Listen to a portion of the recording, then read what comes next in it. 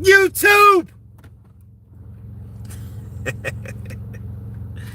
What up, YouTube? Pop up live. I've been going live the last few Mondays, Tuesdays, somewhere right around in that range. I've been remaining consistent. Going live. Mingling with the people. Just got off work. It's about 10:12 Lexington, Kentucky, Central Time. Tuesday evening. We're going live for the people, man. You know I am for the people. Q&A. Nothing in particular I need to discuss. We're gonna do what we do. Respectfully. My dog, William Smith, 3712. What it do? What's good? My dog, James McElvain. Hold on, let me put you down as the moderator. I think you already down as a moderator. But let me make sure. I think you already. Give me a second, y'all. I gotta let people enter the building. Know what I mean? Hey, James. Shout out to James McElvain. Let me know if you already a moderator. I think you are. I forgot how I did it. Y'all double tap the screen. I need 1,000 likes. You know what I mean? April, do you love me? Are you riding? April's in the building. 502. 502 is in the building. What's good with you, April? You know what I mean? I'm going to put you down. Hold on.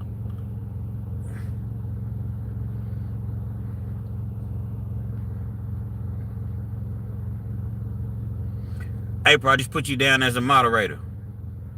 James, I think you're already a moderator. So y'all see any foolery, if you don't mind. In case you didn't know, baby, I'm crazy about you. I would be lying if I said that I could live this life without you, even though I don't tell you all the time. You had my heart a long, long time ago. In case, oh, y'all my moderators, in case y'all double tap that screen, man. I need 1,000 likes. We're gonna have fun tonight. Q&A, y'all can ask me whatever, but we're gonna give people an opportunity to come into the building. I got James, I got April, y'all my moderators, respectfully. And we're gonna make it happen, man. We're gonna make it do what it do. At any given time, if you need to go to sleep, because I know it's late, feel free. I can, quickly erase the haters and the trollers or whatever on my own. So, you know what I mean? I definitely appreciate you. I appreciate ya. Just winding down. That's about it. That's what's up. What's up, Big Kenz? And then, damn, what up, Kenz? From Winston-Salem, North Carolina, 336. So understand this. North Carolina is one of them places, y'all double tap the screen. Double tap the screen before I get mad, man. North Carolina is one of them spots, man, I need to get to. It's on my bucket list. I've never been to North Carolina, but it's definitely on my bucket list. People have told me about Carolina. I've heard the stories about North Carolina, and I need to get to North Carolina respectfully. Y'all rock with me. Shout out. Green River. William Smith, when were you down Green River? We're going to talk about Green River. I got to Green River in 2013. But we'll talk about it. 2013, I was at Green River. For y'all that don't know, Green River is a prison in Kentucky. It's like closer to from where I'm at, it's close to the Tennessee border or whatever. It's a medium security prison. Got people there serving life sentences, never going home or whatever. And then you got people there serving 5 years. But that's what Green River consists of. Clarksville, Tennessee's in the building. Shout out once again, Clarksville. My dog, Red Tablet. Red Tablet Talk. Hey, listen, y'all. Listen. Hey, Kenz, finally in the kitchen. I'm finally in the house like Kitchen 6. Let me tell y'all something. East Texas is in the building. So, Red Tablet Talk. At Red Tablet Talk. He has a YouTube channel that he's been trying to get off the ground. Y'all go fool with him, man. Red Tablet Talk. Because we all a community. We're all a online family, if you will. This guy supported me time in and time in and time in and time in and time out, however you put it. He's been a supporter. The thing I like about Red Tablet is, even when he didn't agree with me, he's not a yes person. He'll be like, hey, Kenz, I rock with you, but I don't agree with this. And I like that. That's what I need. Y'all double tap that screen, man. We need likes to notify the people that Real Kenz, forget Real Kenz, Kenz is live. Because there is a message. Y'all go rock with at Red Tablet Talk on YouTube. Help get his channel up. Help get his channel. And I don't say that in a disrespectful manner. I just know how it is when you first starting out on YouTube. This YouTube shit is not easy.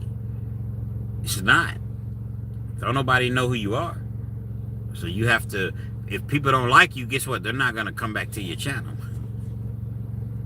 But if they like you, they're going to come back. Check him out, my dog. Red Tablet Talk. It's all good, James. We all rookies at it. You got it. Anybody's doing anything, saying anything halfway disrespectful. Now, to the moderators, don't just delete anybody, or block anybody. But like, if somebody just if it's just blatantly obvious, like somebody's just, hey, Kenz, Kenz, you suck D, just blatantly obvious. But if it's borderline, let it go, and I'll tell you, hey, get him out of here. You know what I mean? Or I'll get him out of here. So yeah, we ain't tripping. Some people are not really troll. Some people troll, but even when they troll, I'll let trolls stay on the channel. But it depends on how much you troll. Y'all double tap that screen, man. We need likes. We gonna get into the actual stories or whatever, but just trying to give people an opportunity to enter the building. You know what I mean? Because some people might say something inappropriate, but it may not be. I don't block everybody. Comments actually help me, whether they're negative, positive, or whatever. They help me because it helps me with the algorithm. But if you see people and it's just clearly obvious, you know what I mean? But don't just block everybody. That's all I'm saying. I appreciate you. I got out in 2002 from Green River. Okay. Yeah, I wasn't at Green River in 2002. In 2002, William Smith, I was at, let me think, 2002. It's a damn shame. I was at Lee County in Beattyville, Kentucky, medium security prison. That's where I was at in 2002.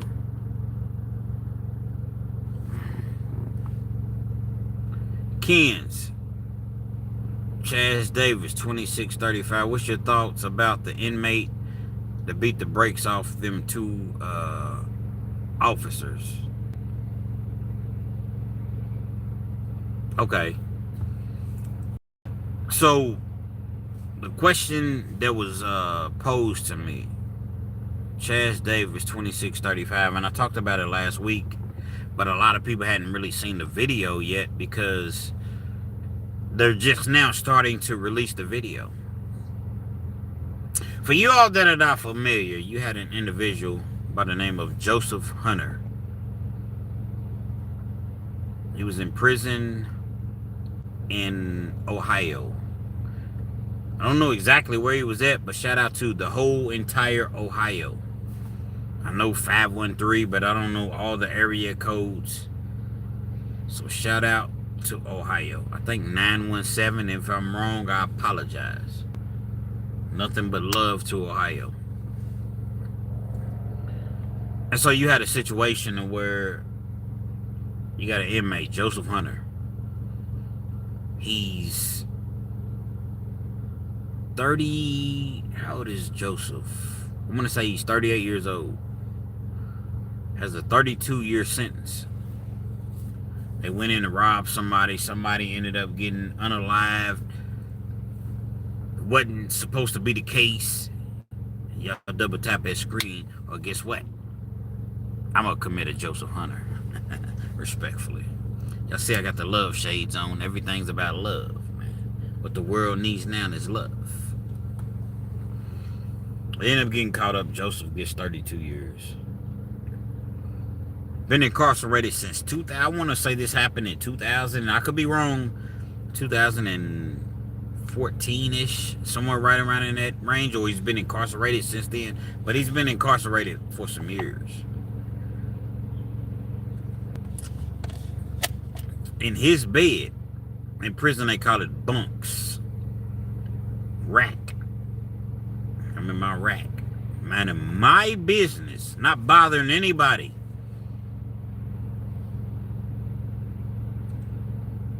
CO comes and wakes him up. I need to shake you down. She shakes him down. A shakedown, for y'all that don't know, in Kentucky, you gotta sit in a chair, put your hands behind your back, they cuff you, and they go through all of your items while you sit there and watch. After the shakedown, he comes to the officer that shook him down respectfully. It's a female. Could you get me a white shirt? Why do you need a white shirt? Hold on, Kenz. What is a white shirt? A white shirt means her superior. A sergeant. Even if she's a sergeant. Lieutenant. Even if she's a lieutenant, but a lieutenant's not going to be doing no shakedowns like that. So somebody that's above her is probably just a regular officer. Why do you need a white shirt? Because I was in my bed minding my business and you came and woke me up and shook me down, but you just shook me down earlier, like yesterday or the day before. For y'all that don't know about prison, it's a great thing if you don't know. Officers, it's like police officers, right? They have to have so many tickets that they write. They say they don't, they do. They do. Same thing with police officers. Well, correctional officers. Let me correct myself. No cliche. You got to do so many shakedowns within a shift. Cool. The cool COs, hey, bro, can I do a shakedown on you real quick? Man, I gotta... You know they cool. They ain't trying to find nothing. Even if they find something, it's just for the cameras. You cuff up, put your hands behind your back, you cuff up. 2-3 minutes later, they go through your stuff, whatever they done. They gonna uncuff you, let you go on about your merry way. But you got officers like this particular officer that I'm speaking of. She's a super officer. She wants to own the old prison. I need a white shirt. Why do you need a white shirt? Because, ma'am, very, very respectful. Y'all look it up. The video, Joseph Hunter. Ohio, Kentucky Department of Corrections. Or not Kentucky. I'm sorry. I'm in Kentucky. Ohio inmate. Ohio, Department of Corrections. However you want to put it. He'll come up. I don't understand why you picking with me. Like, I'm just trying to do my time. I've never bothered you. I've never disrespected anybody. I've never had a write-up. He had been locked up at that point, like I said, 14, 16 years. Y'all rock with me, man. Real Kenz TV, we live.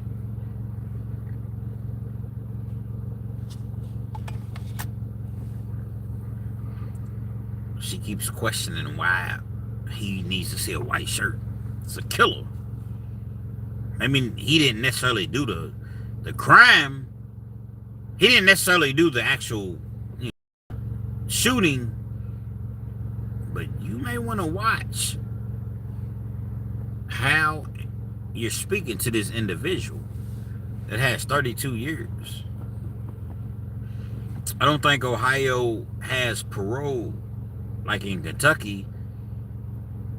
You're going to do 20% of your time, then you go for parole. And if it's violent, and you're convicted of a violent charge, you're going to do 85%. I don't know exactly how Ohio is, but you don't want to be just talking reckless to an inmate. They got all of this time. So you got these punk-ass COs, right? They don't understand that inmates, we allow you to go home. If we don't want you to go home, guess what? You're not going home. What are you going to do to me? I got 50 years, 60 years. I'm already 30. I'm already 27, 28. I got 60 years, 50 years, 40 years. Think I give a damn about a write-up? Think I give a damn about a murder charge? I ain't never going home anyway.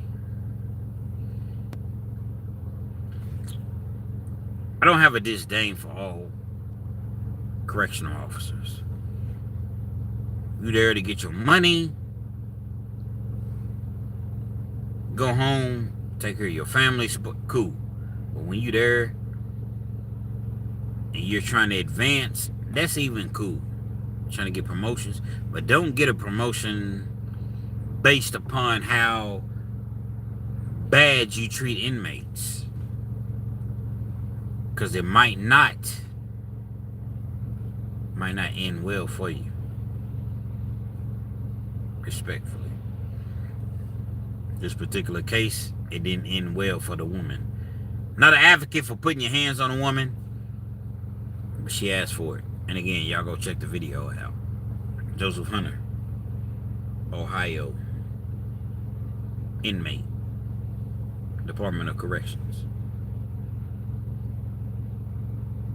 She didn't want to get him a white shirt. Kept asking her nicely.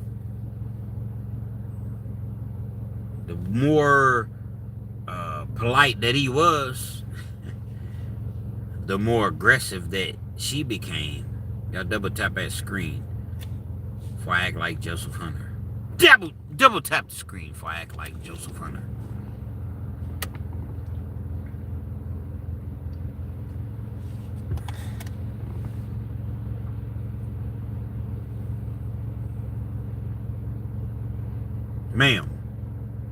Ma'am, please.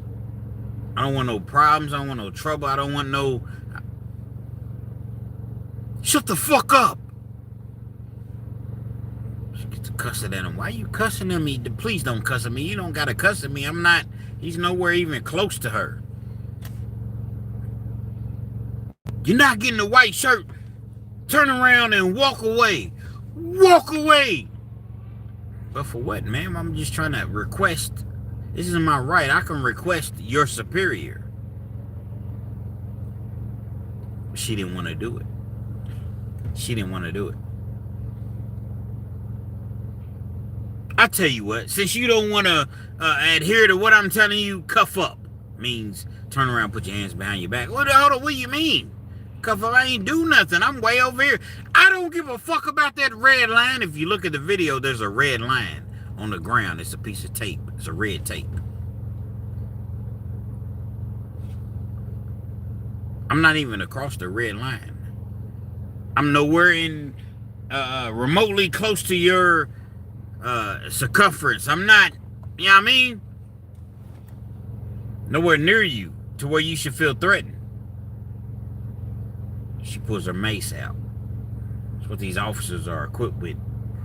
Bear spray. Because that's what it is. It'll knock a bear down. Ma'am, why are you putting your mace out? I ain't threatening you. Cuff up! You know, officers, police, they always want to... It seems as though you want to diffuse the situation. When you're yelling and you're screaming, get on the ground! Cuff up! Put your hands... That's not going to make a person feel safe. Ma'am, I don't know why you putting your mace out, but please don't spray me. I'm just asking for a white shirt. He says it 1 or 2 times. She sprays him. Shh, shh, shh, shh. He takes off on her. Beats the brakes off of her. Other, don't necessarily want to say partner, but co-worker. Get off her! Get off her! He starts, you know, she attacks him. He beats the brakes off her too. He stomped him.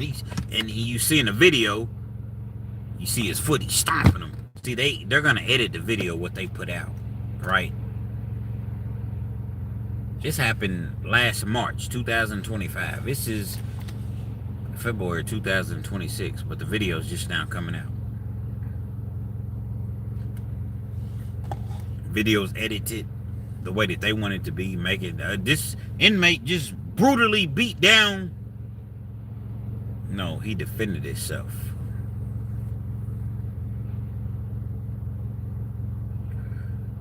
They transferred him to the facility that he was at, to a maximum security prison in Ohio State Penitentiary. 23-1. 23-1. Sue program, nigga.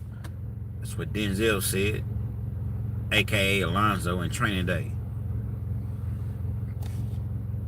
You niggas will be playing basketball in Pelican Bay when I'm through fucking with you.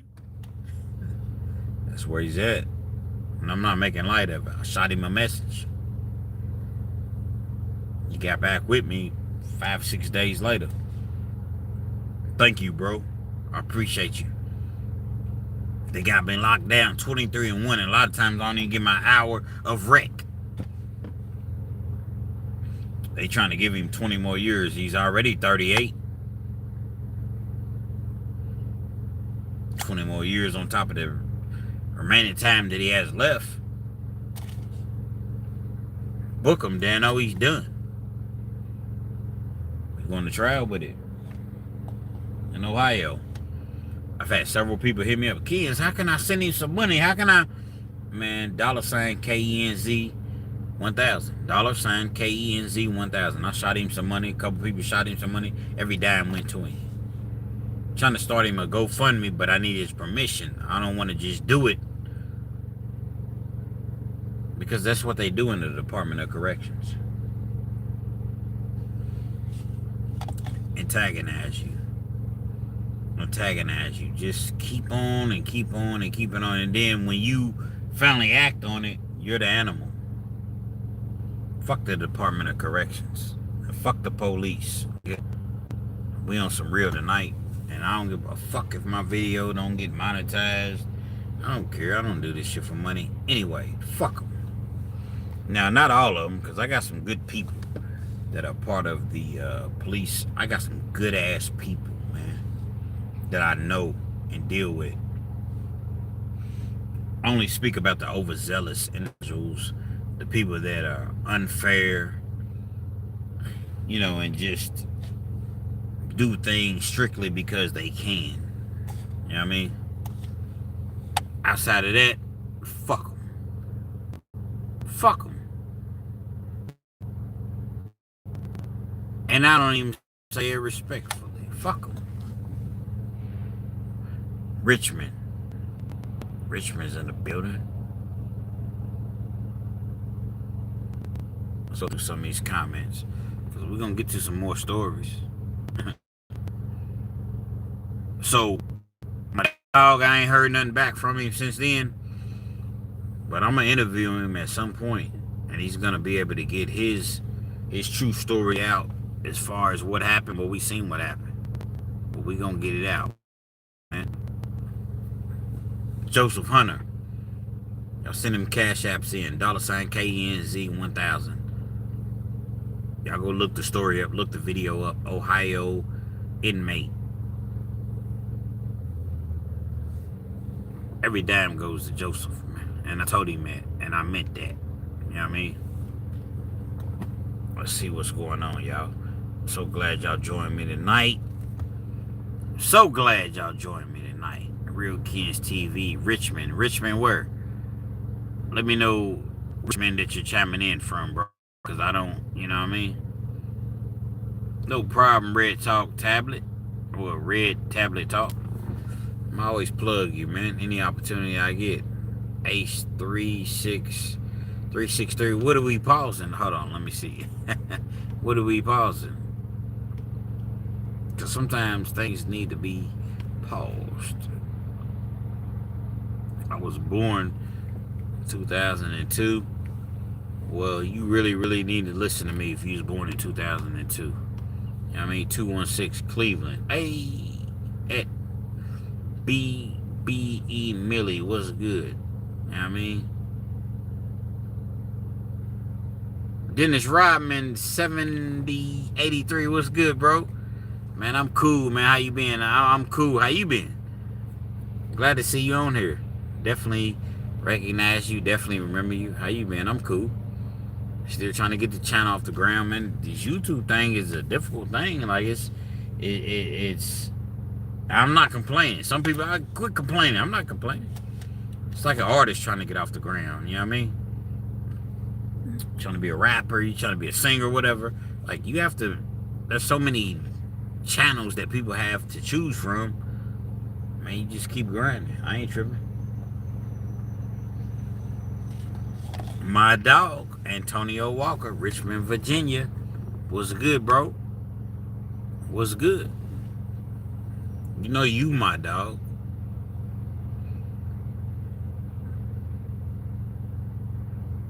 Dennis Rodman, call when you can, bro. I got you, man. I got you. I know exactly who you are. I got you, man. You know what I mean? Sebastian Crow, Real Kenz, in the house like kitchen sinks. Thank you. Thank you. Y'all ask me some questions because this is really a Q&A. But I want to acknowledge everybody that's in the building. You know. James W. Alexander. Rock what you can. Thank you. Thank you. In the movie Friday, when he was dreaming, the daddy, Craig's daddy, and he sit there in the bed, y'all double tap that screen. Let's get the people. Let's let the people know that I'm live. He's laying in the bed and he's dreaming. He's like, yeah, give me double order fries or whatever. I don't know if he said that, but I'm saying double order fries, ketchup, all the hot sauce you can give me. Yeah. Thank. Appreciate y'all, man. My dog. With the what's good? What's good with you, man?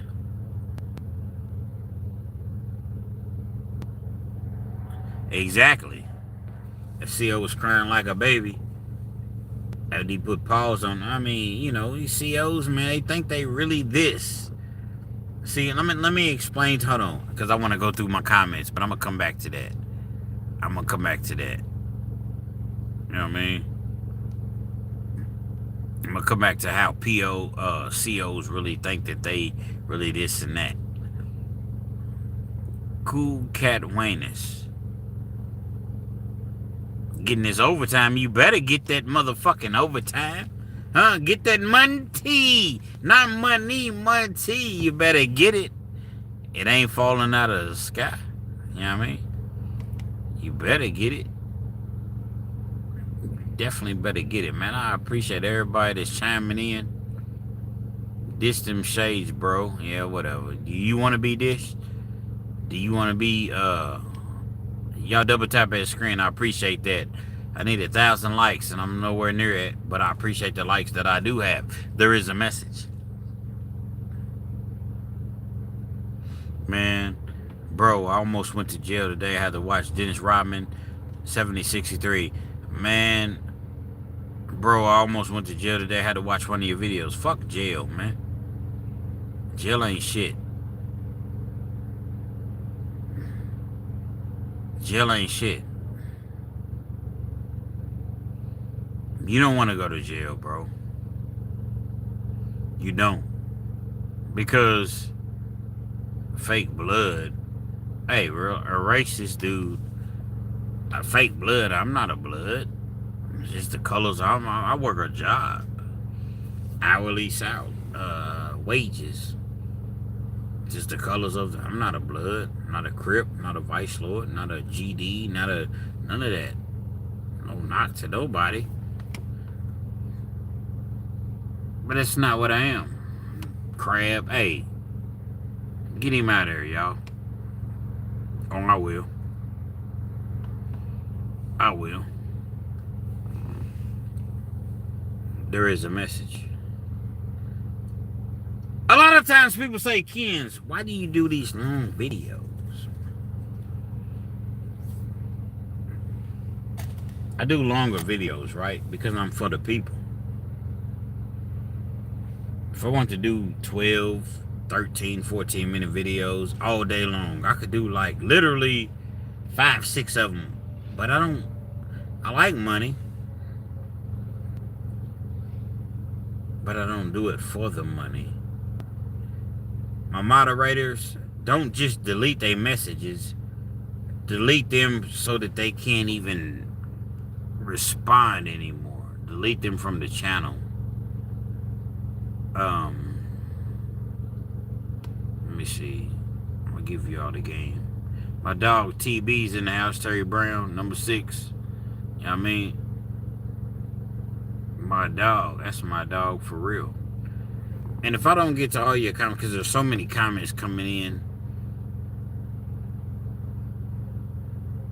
I don't want you all to think, oh, he ignored me. I'm not. But there's so many, but you all don't see on my end. Devil Phoenix ZR, or I guess at Arizona. I do Amazon 4 days a week. Your stories keep a guy moving. Keep it up, bro. Absolutely. Absolutely. That's who it's for. And that's along the lines of, like, I could easily do shorter videos, but I do it for the people that really, really, you know what I mean? Like, really are out working, grinding, whether you on a factory line, working in a restaurant, working in a hospital, Ubering, DoorDashing, whatever the case may be. You don't want to be there. You there, you trying to make some money, but you really don't want to be there. But when you can have something that takes your mind off of everything that you're dealing with in life, 40 minutes later, it's like, damn. And then you can listen to another video that's 40, 45 minutes. That's what I do it for. Honestly. Y'all keep striving. Keep going. Keep striving. Knowing you will always count on me. For sure. That's what friends are for. That's what it's about. I love y'all, man. I love fooling with YouTube, man. My YouTube family. I really do.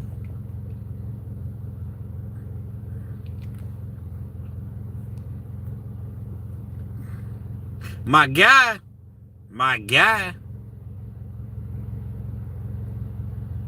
Hold up. Before I get to my guy, I'm going to go.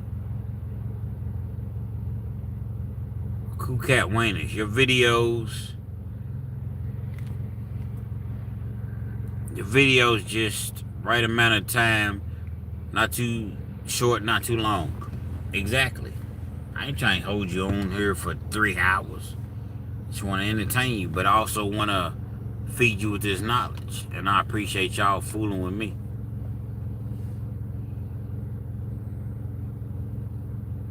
This is my dude. Ed Gup 3526. Wow. Man. Ed Gup 3526. Your stories got me through a hospital stint. Thinking about giving up, listening to someone who made it through the struggle worse than what I was going through helped me get through it. Hey, listen. Hold up. My dog. Hold up. The moderators, y'all chill out. Don't even, I want to respectfully tell my moderators, don't restrict no more messages right now. Because y'all done restricted my dog, Terry Brown. He was a number 6. He's, what am I at, 14,000 and something subscribers? Don't, respectfully again, don't restrict anybody right now. Because y'all done restricted one of my dog, number 1 supporters, probably the number 1 supporters. Y'all done restricted his message, Terry Brown. And I don't know really what he don't do no hating. Don't restrict no other messages, please. I'm just asking you right now. Don't restrict nothing. If it's something I don't like, I do it myself. Because that's my dog. But I'm going to get back to Gup. Gup R 3526.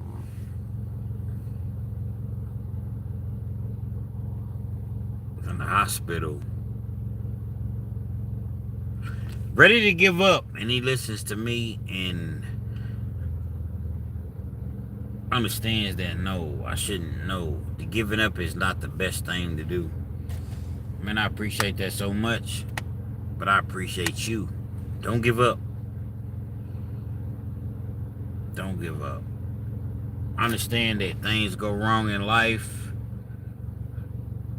See, the thing about life, we're all gonna leave here one day.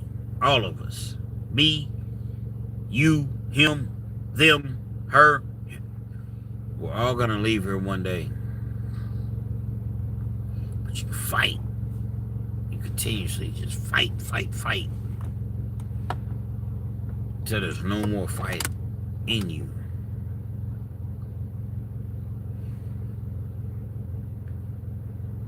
All type of people hit me up on dialysis.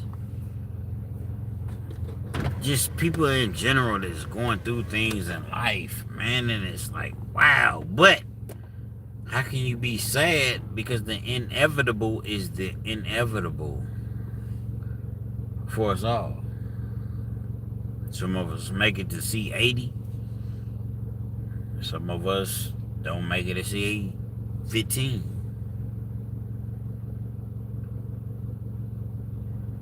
Keep going. Keep fighting.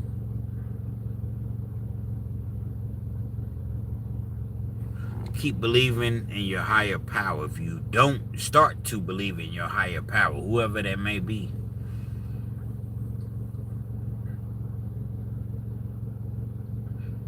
you see, life has been going on for thousands and thousands and thousands of years. We're gone. Guess what? They mourn for a little bit, but the world keeps going on. Again, even me.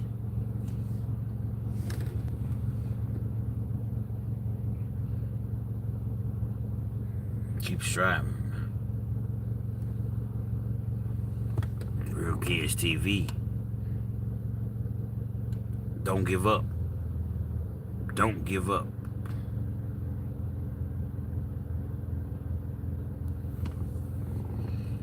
Okay, April.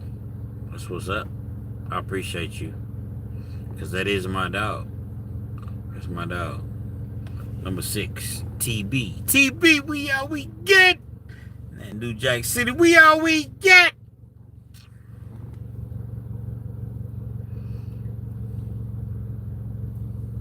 Who was the worst CO that you came across and why? We've heard about Rogers, Miss Miller, Miss Rodriguez. I'm gonna tell you, Miss the great. Hey, you know what?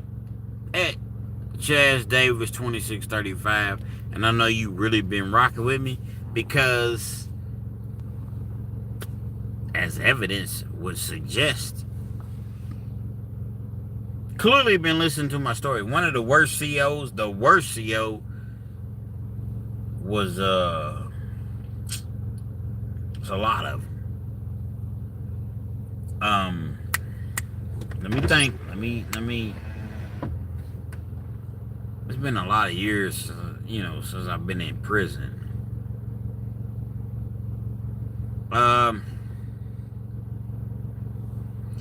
What is her name? Because it was a woman. I'm trying to think of her name. I don't know if she was necessarily more worse than them, but she was terrible. Tudor. Tudor started. Tudor didn't have a high school diploma. She had a GED. Nothing wrong with that. Tudor had a GED. She's working at a gas station, Speedway. Again, nothing wrong with that. But I'm just giving you all. I love to paint a picture. Man, y'all gonna double tap and scream. I need 1,000 likes, and I'm nowhere near 1,000 likes. Got Tudor.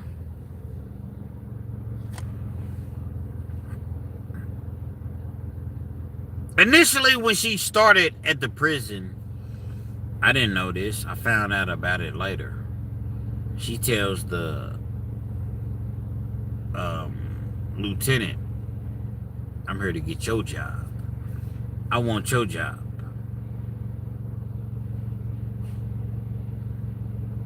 I'm sure lieutenants hear this all the time.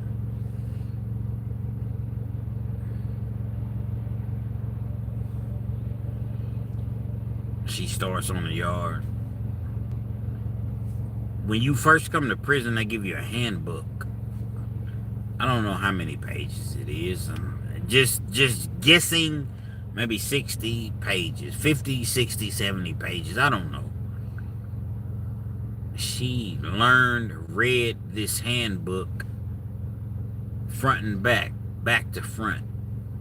She knew everything that she could get away with according to the handbook.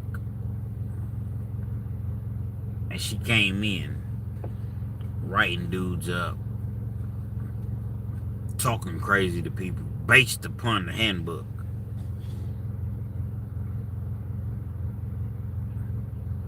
Everybody hated her. Hate is a strong word. Hated her.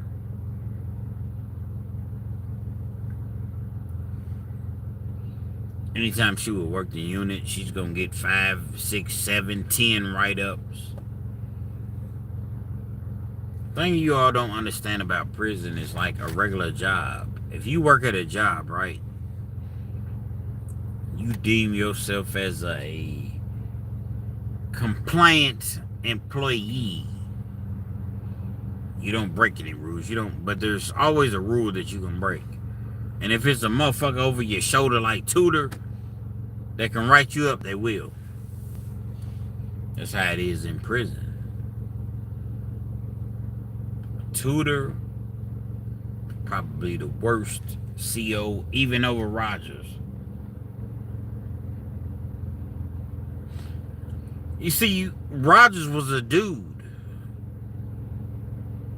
So a dude don't have a problem beating another dude's ass, but you ain't really gonna put your hands on a woman. So I would say Tudor. And Tudor ended up getting her ass beat just as well. You know what I mean? Like you gonna just talk crazy to me, write me up. Tudor got her ass beat just as well. Deservingly. You know what I mean? Respectfully.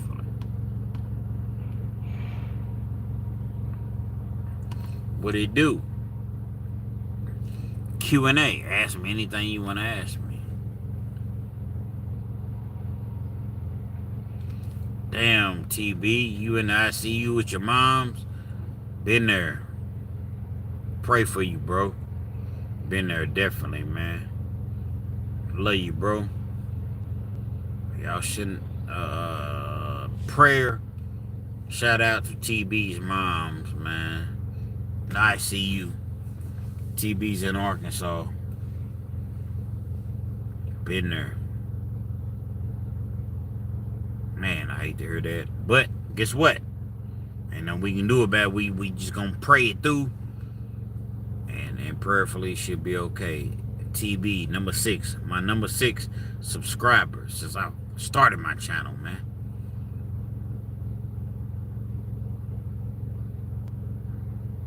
Real Kenz, I don't write that much, but I watch all your videos. I work third shift in the Ville. Gets me through the night. Thank you. Thank you. I definitely appreciate you, man. Running Ron 157. Running Ron 157. Man, I appreciate you, bro.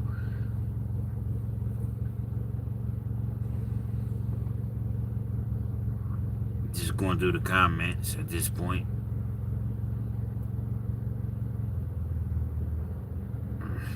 So y'all ask me some questions, man.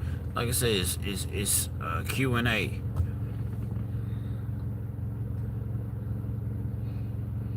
Palm Coast, Florida, checking in. Denny Sanders, 4559. Thank you. Thank you, man. Palm Coast, Florida is in the building. I definitely appreciate you, bro. When are you coming out with the merch, Real Kenz? That's something that I just been on some. I want to do it this spring, but I've been saying it because it's a lot more complicated than what a lot of people understand. This spring, we coming with the t-shirts, definitely. However it goes, it's how it goes. But this spring, we coming with the merch, Real Kenz TV, some of my sayings. It's gonna be on t-shirts. So yeah, I appreciate y'all. 5'11", Mr. 5'11". Yeah, absolutely, man. You ain't 5'11", man. You ain't, Mr. 5'11". Definitely gonna do it. With team, absolutely, with team. And I appreciate you, James. Just shout out to James McElvain. He's another one that's like my dog Terry B. Been with me since the start. Rocking with me. Takes a minute. You don't just, anything that you do in life, it don't just happen overnight. People hit me up all the time. Kenz, that's why your channel ain't growing. Kenz, that's why. But do you have a YouTube channel? Some people grow a lot faster and some people grow slower. Turtle don't always lose a race. Don't. You're doing YouTube, but you're dealing with other things in life just as well. So you have to really, you know what I mean? Like, it has to be one of those things to, I don't know. Maybe it's meant to be, maybe it's not, but I know this is what I do. Never did it for the money. I've never started YouTube for the money. I ain't really know nothing about no money, to be honest. You got people making a lot of money on YouTube. I'm not one of them. I just enjoy it. Do I make money? Yes. But I enjoy doing what I'm doing. Rocking with the people. You know what I mean?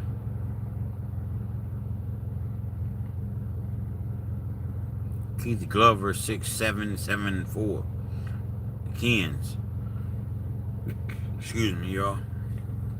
I'm so proud of you. Next week, I'm running my podcast called That Conversation healing, address trauma. Anything I can do to you or for you, bro, let me know. Let's get it off the ground. Let's get it up and running. You'll be way bigger than me. Because these are the issues and things that people are dealing with in life. I have no problems helping people. At all. At all. Killery_Banks. 15. I don't know what that means. I don't know what that means. Killery_Banks. 15. But whatever it may be, I appreciate you chiming in. Signal 7 Slippers. Y'all ask me some questions, man. We're gonna do a Q&A, but y'all give me a second. I got to go handle something real quick. I'll be back in about 30-45 seconds. Y'all chat amongst each other and I'll be right back. Don't go nowhere. Kenz, will Muslims protect you in prison? Give me just a second. I'm gonna answer that question.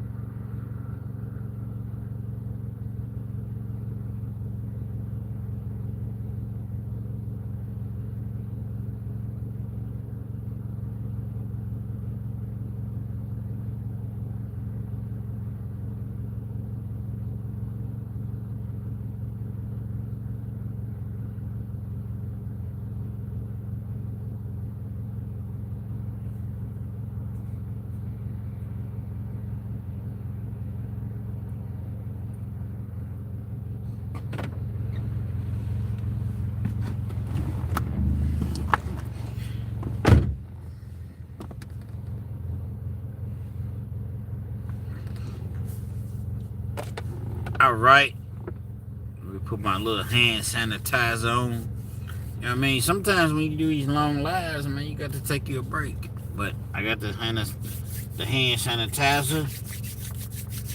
You know what I mean? And we back. Let's see the messages that I missed.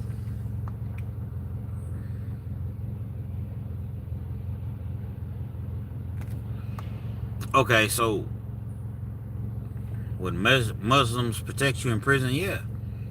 Muslims like anything else, anybody else. Whether you Crip, Blood, Vice Lord, you know what I mean? Just whatever. Whatever the case may be, GD, MS, like you, whoever you with is who you with. So the Muslims would absolutely, a lot of people, to be honest, when they go, especially with these feds, the USPs, they don't even believe in Allah. They don't, but for the protection, Muslim. That's what they do. And the Muslims are deep on the penitentiary yards, especially like the big penitentiary yards, like federal, just major prisons. Get with the Muslims, you got protection.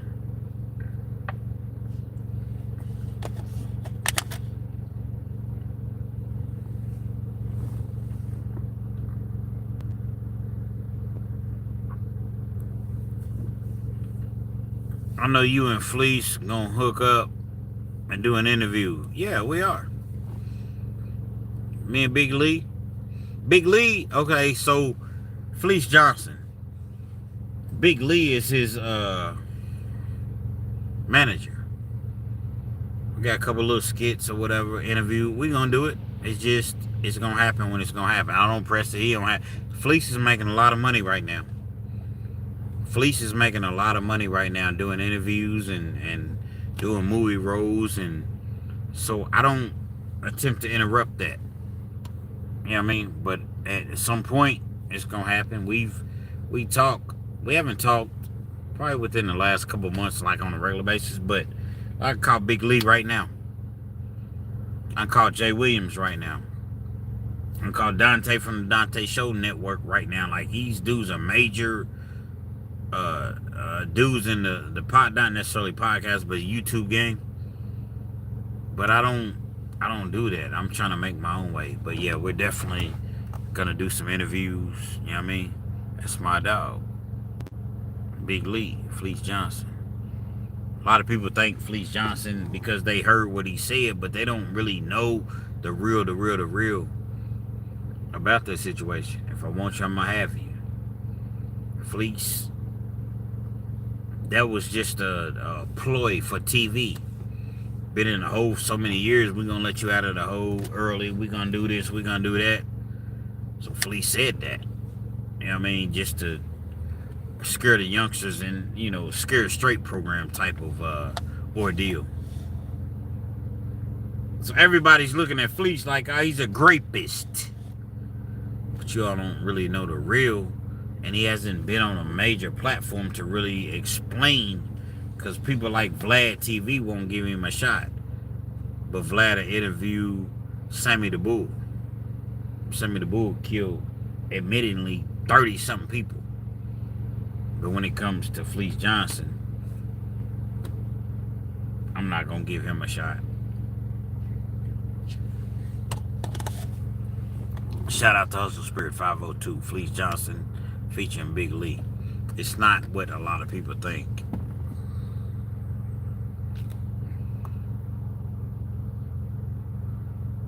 You silly, April. That was his way of telling us to pause. Oh, man, that's funny. Yeah, I definitely did, TB. Sometimes when you sitting there and it's like, man, I gotta go to the bathroom. You know what I mean? That's the thing about when you doing a live, man, you gotta go to the bathroom sometimes. But I'm still waiting on some questions. Q&A. Q&A, you can ask me whatever you want to ask me. And again, if y'all gotta go, you gotta get up in the morning, that's cool. I can shake the rest of the haters. You know what I mean? The rest of the trolls. It don't matter, troll, just if you go overboard with it. A lot of people are talking about this whole Jordan situation, and I don't know too much about it because I really didn't even give it any energy. But they're saying Jordan was inappropriately touching the kid. I watched the video. That's not what I seen. I don't even rock with Mike like that, to be honest, man. Mike ain't never did nothing for me. But I could see how a person could misconstrue what they thought they seen. Mike was doing something to a kid. Come on, man. This is the most famous figure in the world. I think he's gonna be, even if he was that way. Let's just say he was that way. You think he's gonna do that, knowing that everybody's recording him? He had the dude's jersey, like shirt, but it made it seem as though it was more than what it was. And everybody wants to persecute Jordan and say, oh man, he's a, like, come on, man, like, seriously? But it's just the ways of the world. That's just what the times that we're living in. That's what it is.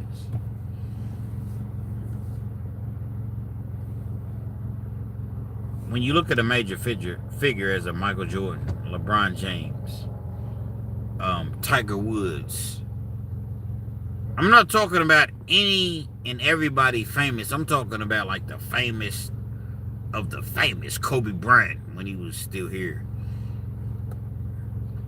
They say he don't act human. He don't act normal. He don't interact with the media. He don't, because anything you do is going to be misconstrued. Jordan was a little kid, and little kid didn't have no idea who Jordan was. But it made it seem as though it was way, way worse than what it was. This world that we're living in, all we want to do is lock people up. And I'm gonna get to the story about R. Kelly in a minute. All we want to do is lock people up. Well, he did this. Come on, man. You think Jordan was inappropriately touching this kid? Not to say that it was just Jordan, because it don't have to just be Jordan. But knowing that all eyes is on him, you think he was really... Social media has ruined so much in life.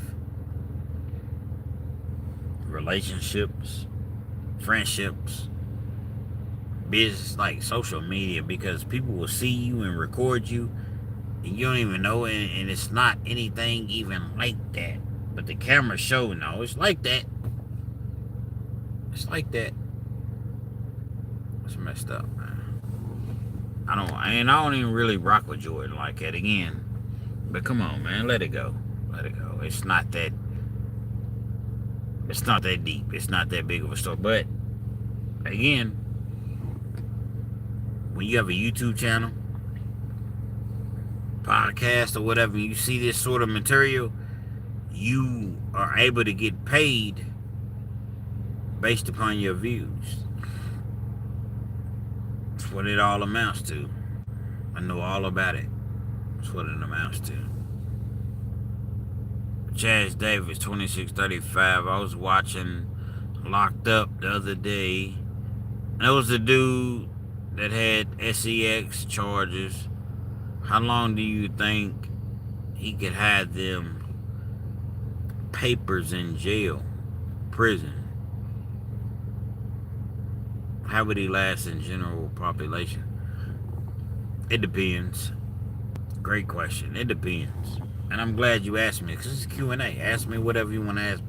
It depends, because what you got to understand is, now you can find out a lot more about an individual,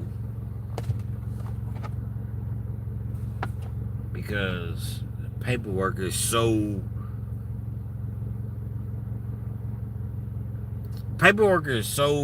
much more readily available opposed to 10, 15 years ago. You might come into prison, say you in there for trafficking, but really you in there for doing something to a little kid. And the feds is different, because you got to produce that paperwork within so many days of being on the yard. I've never been on a federal yard, but from what I understand, you got to produce that paperwork. It's a lot easier to hide it now.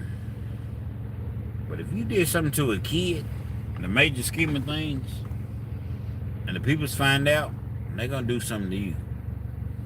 I haven't been around too many situations to where I was like up close, up front, hands-on. But I do know they set a dude's feet on fire with icy hot. Take the icy hot, rub it on his feet, he was asleep.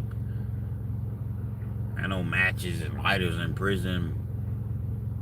You take a lead 2 pencil, and the side of the pencil, you scrub it up against a piece of paper, and you put it in the microwave for like 2, 3, 5, 3, 6, 7. I don't know, a few seconds, maybe 5 seconds. Take it out of the microwave, it's a flame. And it went over to the dude that was laying in the bunk. He was an older dude. He wasn't even really that old. To me, he was old at the time. I'm in penitentiary. I'm in my 20s. He probably 46, 47, 45. I don't know. It's old to me. 26, 25 years old. Take that piece of paper out of the microwave. Put it on his feet.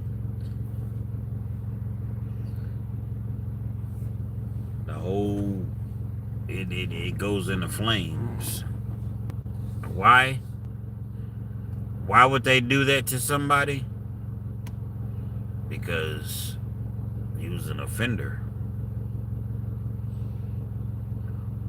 He was an offender. I could have beat him to death. They could have done a whole lot of things to him. but they wanted him to suffer.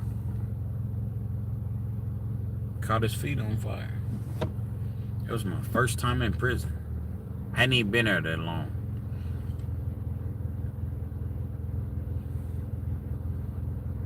If you go to prison and you was hustling in the streets or you just got caught up or whatever, yeah, you're going to get in some fights. You're going to get in confrontation, but doing something to an elderly person or a kid, man, people are going to expose you. You will be exposed, especially now. Back then, as I already mentioned, maybe not as much, but now they're going to find out who you are. If you done something like that, your best bet is to just stay checked in. Checked in means stay in the hole. Stay in protective custody. Because you come out on the yard with them gorillas. Now me, I ain't gonna respect you, but I ain't gonna lay a hand on you. I'm trying to get home. But you got some real gorillas in there. Prison, man, you got some gorillas. They're gonna do you something. Might even unalive you. Imagine, for you all that's never been to prison, you walking on a prison yard. So many just different people that's around. You don't really know any of them. Let's just say you're not really a street type person. Nobody knows who you are.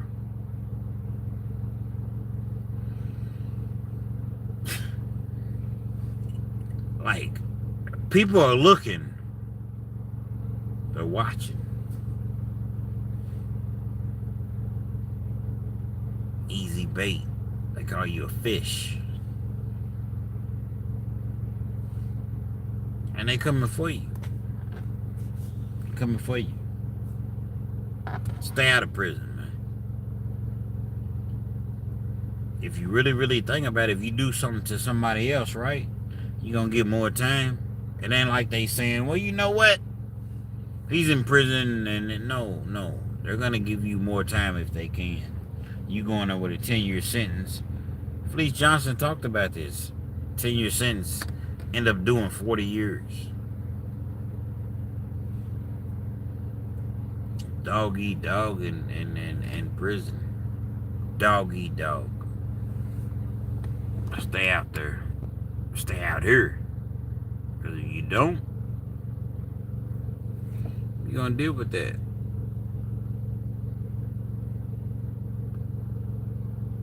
Don't know how long a person gonna last in GP. Just depends. But you will get tried. But kids, if I just mind my business, it don't matter. Somebody's gonna try you. It's prison. TB number 6. I told Jay Williams on his last live a couple of days ago, you guys need to get together. He said it's coming. Absolutely. That's my man's. And it's really been my fault that it hasn't happened. Not really my fault, but being that the times that he hit me up, I was at work. And I couldn't really, but, you know what I mean? Shout out to Jay Williams, man. That's a heck of a dude, man. Heck of a dude. Jay Williams is a heck of a dude. Let's live life. Predominantly here because of him.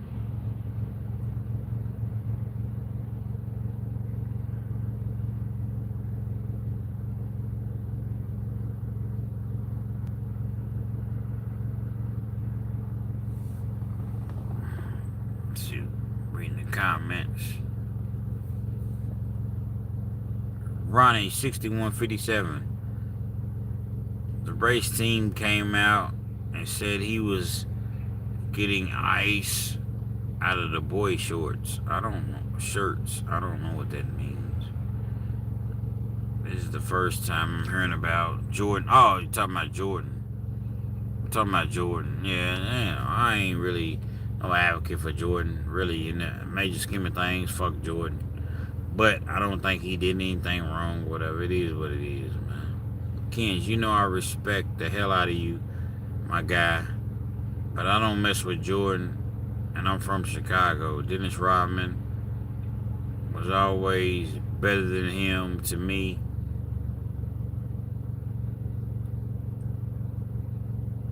Dennis Rodman was always better than him to me.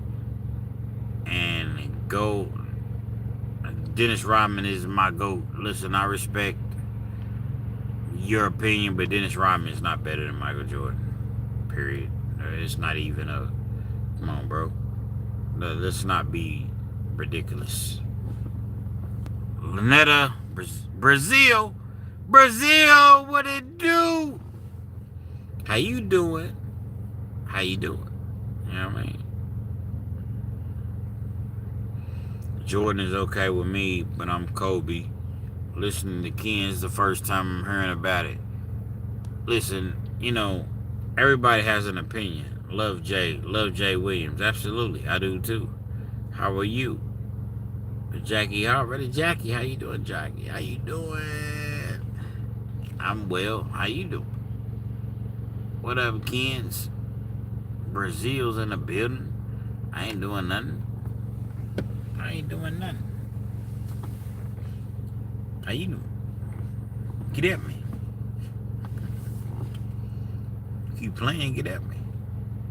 So you got Jordan, right? A lot of people feel as though Jordan is this, Jordan is that. I feel as though Jordan's the GOAT. I ain't never seen nothing even remotely close. I like Kobe. Jordan wasn't even... Kobe wasn't close to Jordan. LeBron's definitely not close to Jordan. I ain't seen nothing that's even remotely close to Jordan. But that don't mean these others are not great. But Jordan just has a separation that it's just what it is. But this whole Jordan was touching a little boy. No, the video's gonna make it seem as one thing, but it's that. Come on, man. Come on. But it's the world we living in. It's the world we living in. Jordan didn't touch that little boy inappropriately. I always want to lock a motherfucker up. That's what it ultimately resorts to. Lock him up.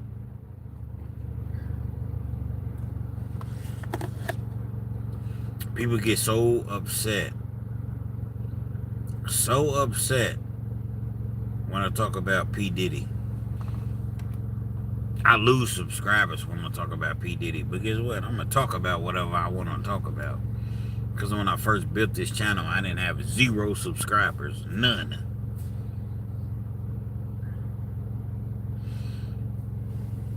I don't agree with what P. Diddy did. I've made that abundantly clear as far as putting his hands on a woman. But you see how when they come for you, they coming for you. They coming for you. 50 Cent, what do you feel about 50 Cent, man? Fuck 50 cents. I don't fool 50 Cent, man.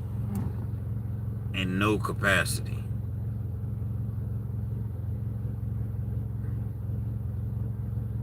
$50 Cent, his day is coming. That's how I feel. He has ruffled so many feathers, whether he's right, he's wrong, whatever. 50 Cent has ruffled so many feathers that his day is coming. Don't worry about it, Lynette Brazil. You can catch it on the replay, you know, once I upload it. Georgia Drive to win was untouched. Absolutely. And so you got 50 Cent that is beefing with so many people. Now he looks at it as it's just fun and games. It's a joke. Cool. But everybody doesn't see it the way that he sees it. He has real live police around him. A lot of people look at 50 Cent and he's tough. He don't have his homies around him. He has real live police. And that's a smart thing to do, to be honest. Not knocking it. You will never, if you have an issue with 50, ever You will never be able to address it because of the security and the police that he has around him. That's why he told, I don't even remember who it was. He was like, good luck getting past my security. I think it was Benzino. And that's smart. 50 Cent is a troll. Sits online and he's going to troll people all day long to keep his name in the headlines. But you're never going to get an opportunity to do anything to him. Never. My advice would be to just ignore him. He say your name too. You notice Jay-Z never says anything. He don't respond to nobody. But I'm not about to respond to you. You a peasant to me. And that's what makes 50 Cent even more upset. If I'm worth $3 billion and you're worth, and all that's great money, don't get it misconstrued. But I'm worth $3 billion, $3 billion. Dude, you're worth on your best day $40 million. On your best day. You can say whatever you want to say about me, dude. You're not even remote. I don't hear you. I'm not on social media. People bring it to me. They tell me, I don't hear you. I don't hear you. I'm worth $3 billion and you worth $40 million at best. Probably not even that. Because your net worth goes up and down. Some days chicken, some days feathers.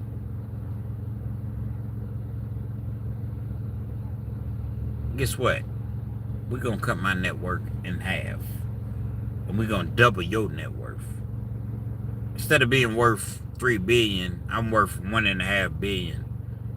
Instead of you being worth $40 million, you're worth $80 million. Bro, I don't hear you.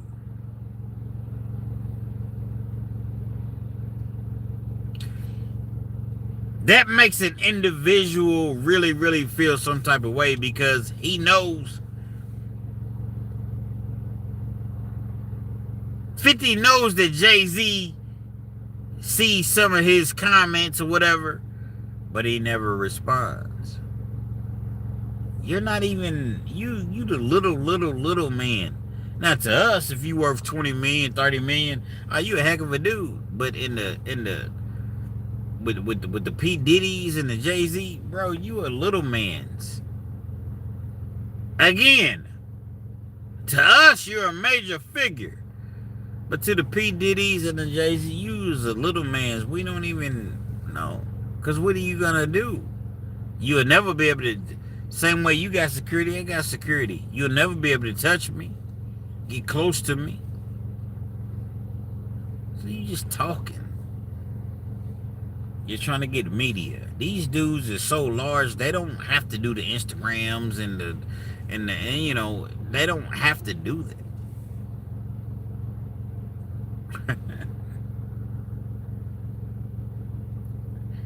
50 Cent in our world, 50 is crazy, but in the world of people that have money, he's a laughing stock. He's a laughing stock, man. Ain't nobody give a damn about no 50 Cent, man. You a troll. You dude that supposedly has all this money, but you are trolling people all day long on Instagram, social media. People that really have money, Floyd Mayweather that he's going at, Jay-Z, Diddy, they don't even control their social medias. They don't got time to be doing this shit all day long. 50 Cent's really a clown. But he's not to us, he's not, but like to the people that really have money, you a clown, dude. You really a clown. Y'all 50 now. Cam did a diss on 502. Hold on.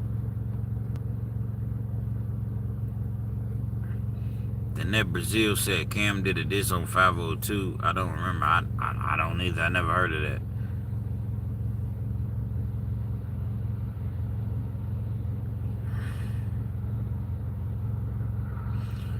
50 got those ex-Marines and Navy SEALs around him. Absolutely. Absolutely. He does. And that's why you'll never get close to 50.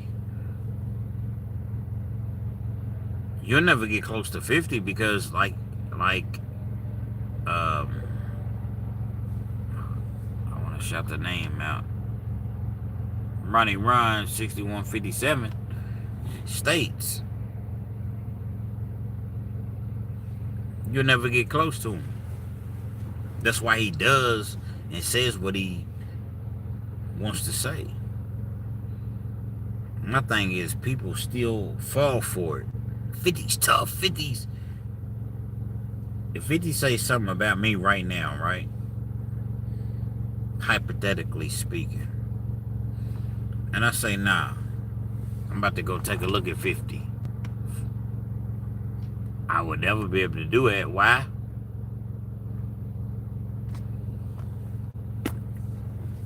I'll never be able to get close to him. He know what he's doing.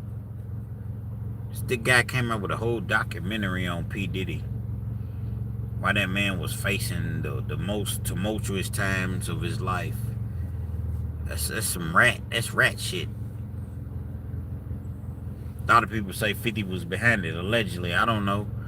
They got the feds to indict him. I don't know, but I just don't rock with the guy. You know, me personally, I'm not moving no needles just because I don't rock with him. Guess what?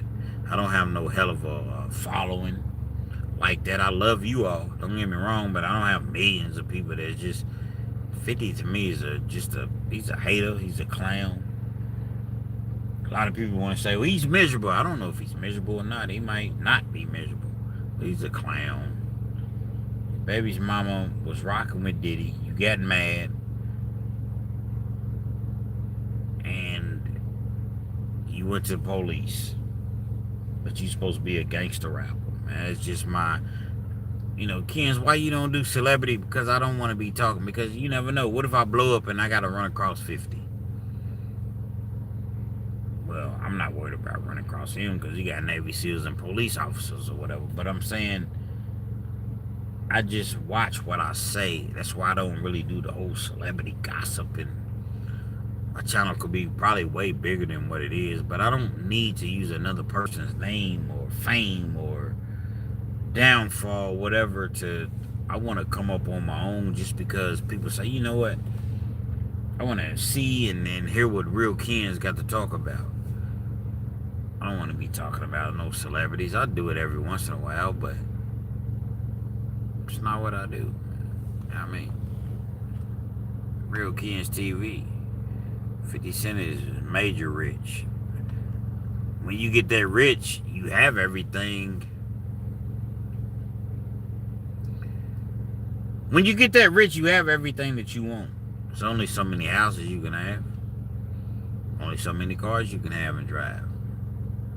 You got a private jet. You got a yacht, 2 yachts. Like, what else do you want? You got all the jewelry, all the clothes, all the... What can you really do? But I think 50 is gonna meet his Diddy's about to get out. See, a lot of people, they post stuff but they don't know. Diddy has a hearing coming up in April. They have to justify being able to give him 50 months. He had lawyers that's jumping on his behalf that he has nothing to do with and that had nothing to do with the case. He got over-sentenced. April, May, June, look for him to get out. Even if that doesn't turn out for him, he's in the ADAP program. ADAP program in the feds, you do about 9, 10, 11 months in the drug program. Once you do it, they're going to knock a year off your sentence.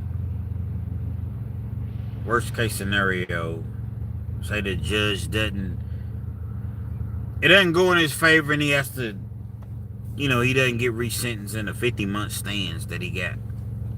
Man, around probably August, roughly. I ain't gonna say exactly, but I'm saying roughly August. Once Diddy completes the ADAP program, the RDAP program, whatever, which knocks a year off his sentence, he's gonna be home. They say you gotta stay on probation for 3 years, but if you're doing well, probably after about a year, they're gonna take you off probation. Within the next 18, 19, 20 months, Diddy will be done with the system, period. And that's worst case scenario.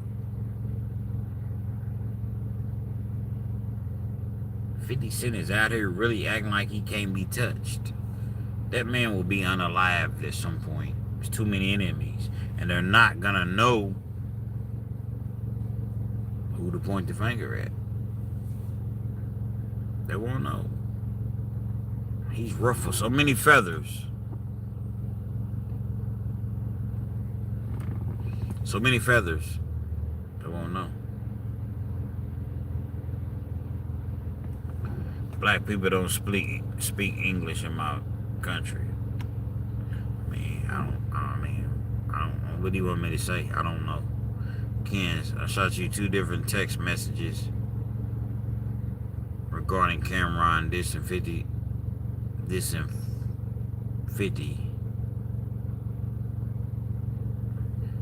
Can you upload it so your followers can listen? I don't know. I thought they was cool. I ain't see them. But I ain't never knew Cameron back in the day, but now I thought they was cool. Cameron and 50, I ain't know. I never seen them. Jewelry is unnecessary. It is unnecessary. But a lot of people want to rock, because it's an image. A lot of people is rocking these fake diamonds now. And they'll tell you, Nelly, was it Nelly? I don't want to put this on Nelly because it might not have been him. But I've seen people be like, I know definitely Tyrese, the R&B singer. These diamonds that I'm rocking, they ain't real. They look good. They're not real. Because at the end of the day, why would I go spend $500,000 on this chain when I can spend $2,000 on this chain? And they're lab-grown diamonds instead of coming from the mines. They're lab-grown diamonds.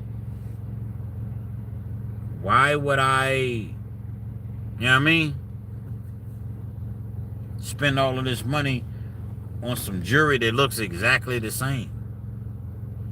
A lot of dudes ain't rocking no real jewelry. I think I'm gonna go spend $2-3 million on some jewelry when I can go spend $8,000, $9,000, $10,000 on some lab-grown diamonds, which means that they're grown from the lab instead of from the mines, from the earth, from the. Nah, and a lot of people is doing that. Who goes spends all that money on jewelry anyway? All that dumb shit. Cars, jewelry, dumb shit. But we don't know it because it looks good.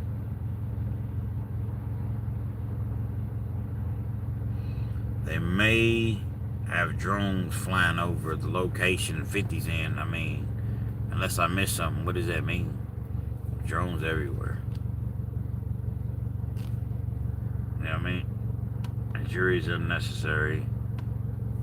What's going on with R. Kelly? R. Kelly's in the hole right now, from what I understand. Had the wardens, I talked about it earlier, I'll address it again. The warden's phone number in his notes or whatever. The ex-warden that retired. And then his cellie got caught with a cell phone. They're trying to say that the warden, they're insinuating that the warden had something to do with R. Kelly getting a phone, or his cellie getting a phone.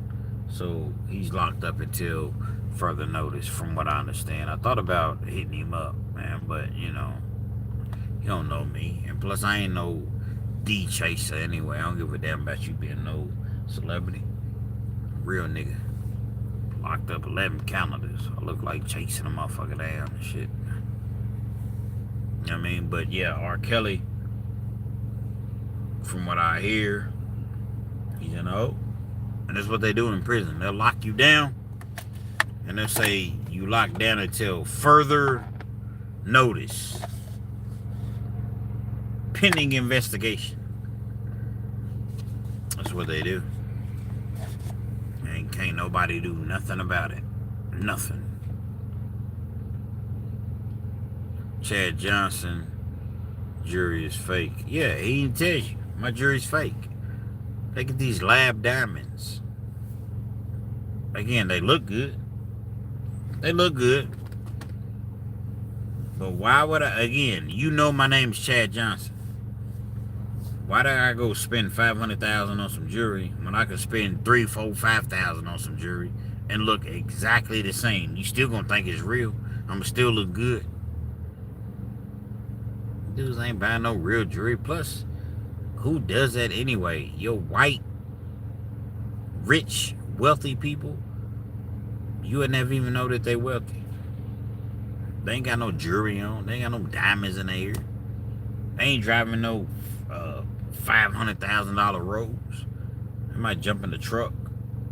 SUV, $80,000, $90,000, maybe a Range Rover or something. You know that they, and not all of them, but some of them, you know that they working with a little something. Got some Wranglers, some jeans or whatever, Levi's. Dude's worth a couple $100 million. With these rappers, with these, some of the black people, the majority of the black people, whatever, they gotta let you know they gotta be loud. Loudest one in the room, as Frank Lucas once said, is the weakest one in the room. You don't gotta let everybody in, but I understand though, because you've been down so many years in your life. So many years in your life you haven't had, and now you have, and it's like, you know what, I'm about to stunt. I'm about to show out. And you want to let the world know I'm that guy. But to me, you ain't got to do all that. Forget that. The people that been rocking with you the whole time, you rock with them. Outside of that, forget who knows what you have. Don't let nobody know what you have, man. Y'all go check out my story where actually I want to talk to you all about something. This is what frustrates me a lot with YouTube.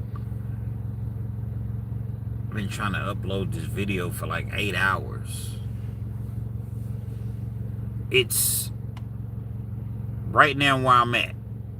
It's 11:44 p.m. I've been trying to upload this video since like 4:15, 4:30 p.m. Just won't upload. It just won't upload. And I don't know, and this happens to me on a regular basis. And so when I really, really wanted to upload the video, it's not going to upload until I'm going to just upload it. I'm going to schedule it for in the morning. And that really, really, really gets to me about this whole thing, because it's like, man, Kenz, it's 10:45, Lynette Brazil, okay. So it's 10:45 where you at. It's 11:45 where I'm at right now. And I be trying to bring y'all videos, and it's very, very discouraging, because it's like, man, I want to drop 3, 4, 5 videos a day. They're not always going to be 30 minutes or better. And I understand that you all not going to be able to watch every video. I get it. But I want to be more so of a network to where anytime you log onto my channel, you can see something fresh. But again, it's so difficult to do because you deal with this dumbass, like, uploading and internet and kids, man. Why you begging, man? I ain't begging nobody. I put my YouTube, my $KNZ1000, $KNZ1000. That's my cash out, because unless you do YouTube, you're not gonna really know how this works. But I'm gonna give you a prime example. If I upload a video by, let's say, 1 p.m., some days it'll upload fast. Some days when I hit upload, it's 1 p.m. And you look up at 6, 7, 8 p.m., that same video has not uploaded. And then you have other videos you need to upload, but you have to upload this one first because YouTube, even though it's entertainment to you all, it's still a business. So you can't just keep uploading videos back to back to back like that. Like, you have to give them time and space in between.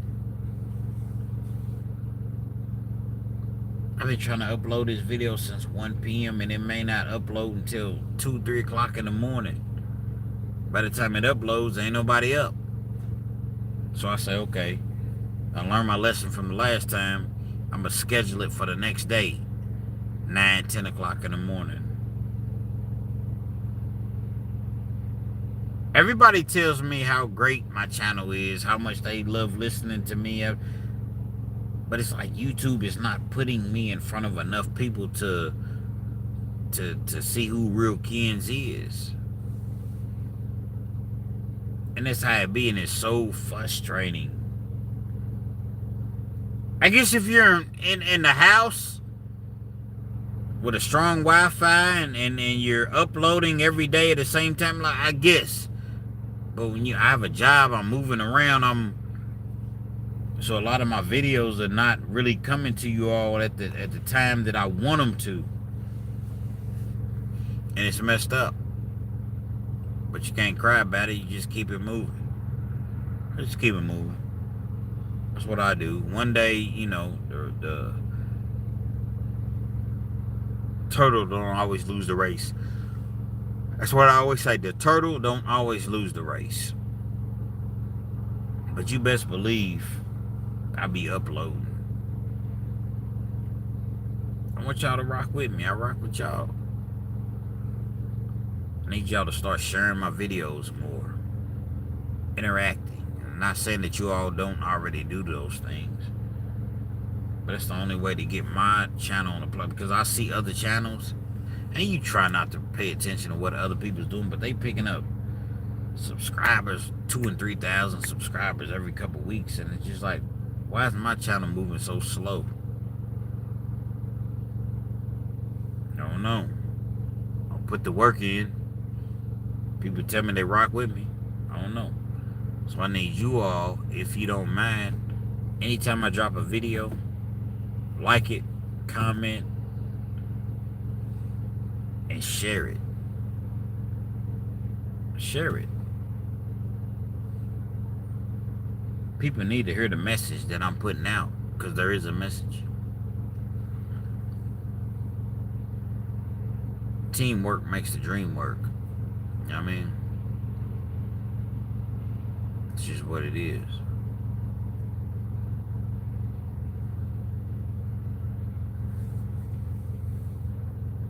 You'll get there, big Kenz. Yeah, I know. And I'm not in a rush. I know things happen when it's supposed to happen. So I'm not in a rush. But I do recognize certain things.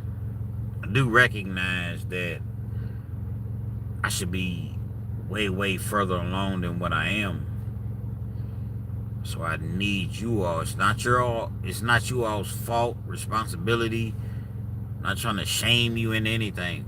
But just rock with me, man. Just share my videos so that more people can see, because I'm putting out a positive message. If I'm on here every day talking about booty bandits, guess what? My channel will really, really blow up. That's just not what I'm about. I'm going to talk about it when I talk about it. But I'm not going to talk about it every day so that more people are going to tune in, more people are going to subscribe, more people are going to watch. I'm not going to talk about booty bandits every day, because the truth of the matter is this. People on YouTube want to be entertained, right?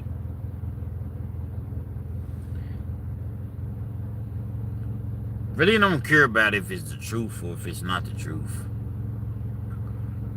But me being who I am, I understand that I can't just be making up stories. I could.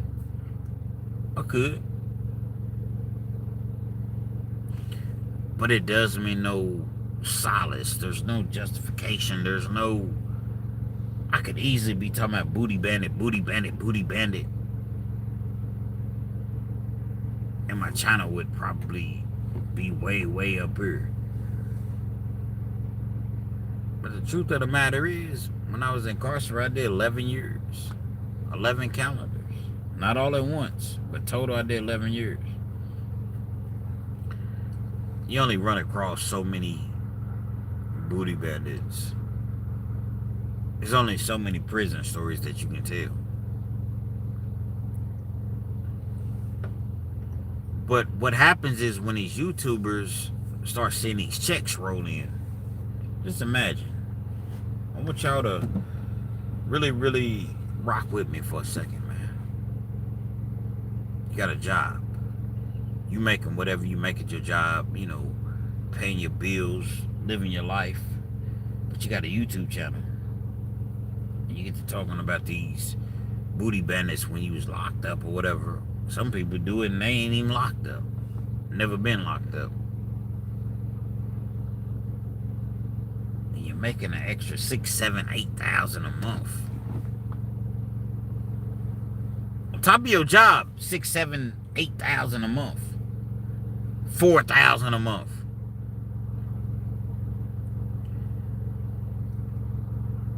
And you go into your analytics and into your YouTube Studio, whatever app, and you realizing, wow,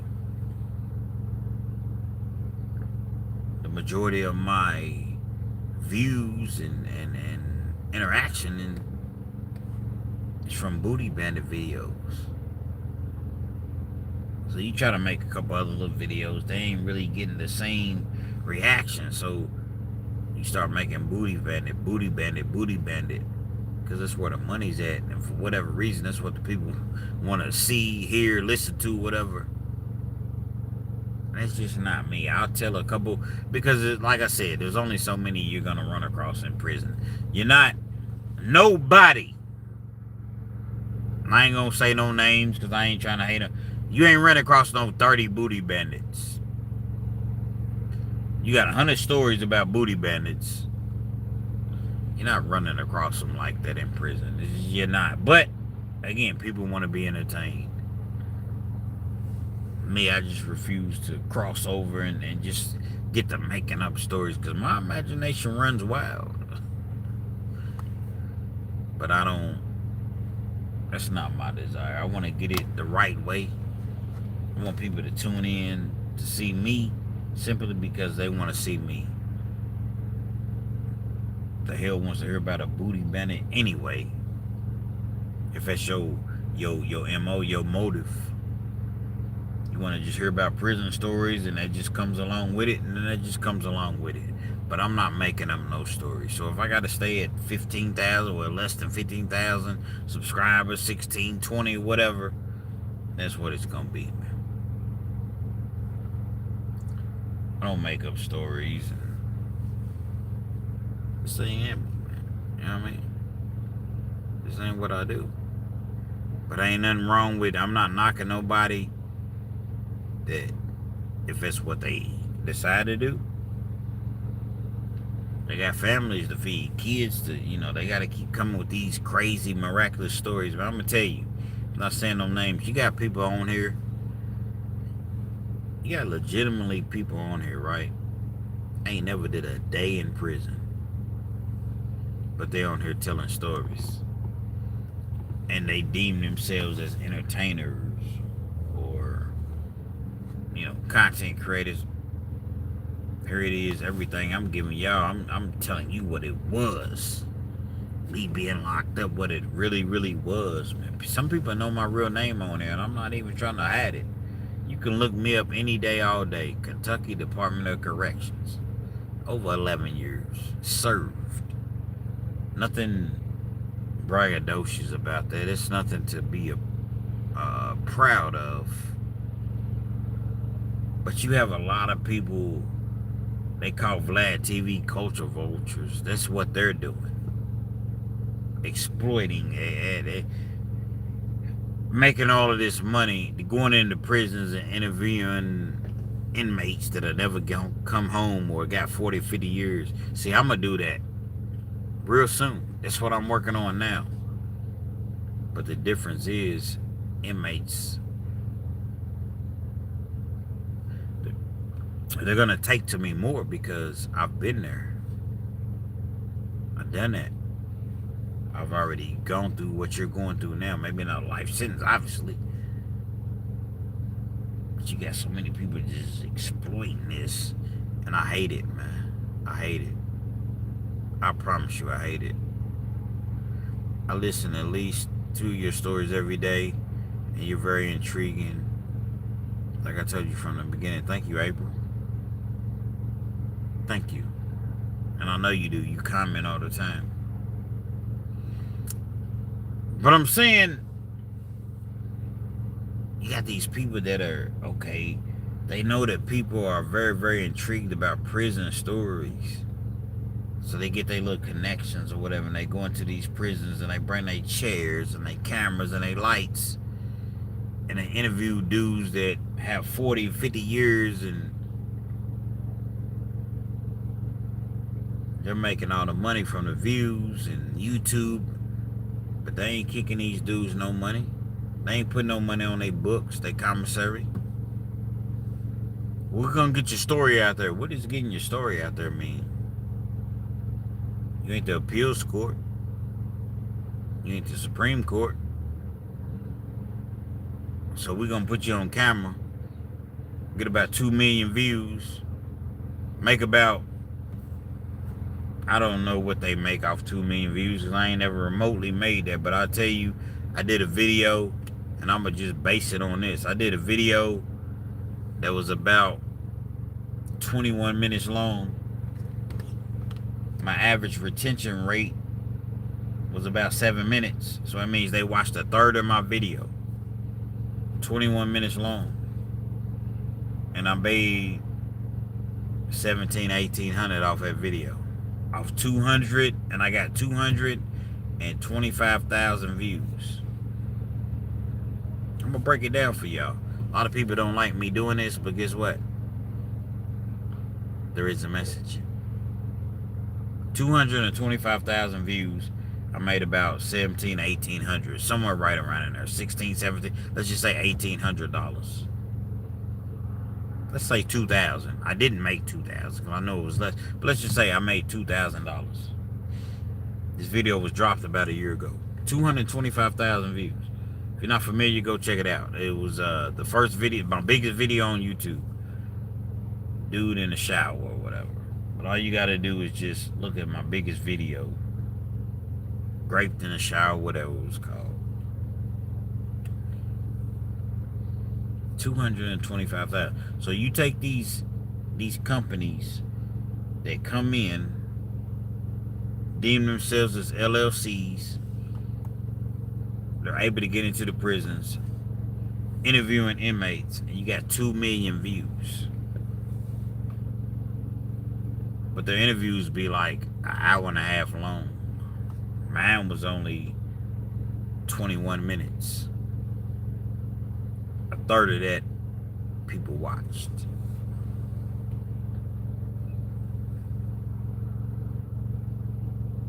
A 2-hour interview, let's just say an hour and a half interview.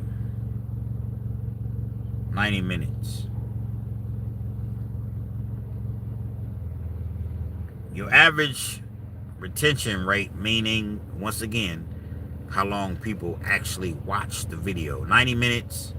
Say your retention rate is not even half, not even 45 minutes. Let's just say people watch 30 minutes.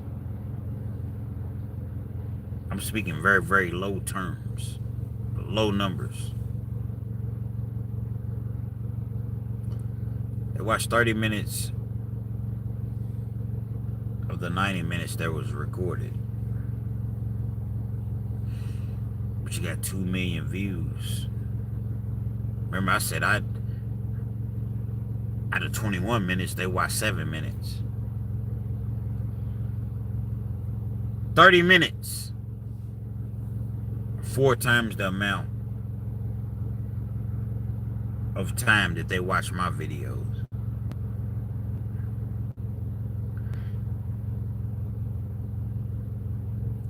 Four times the amount. I made, like I said, $2,000.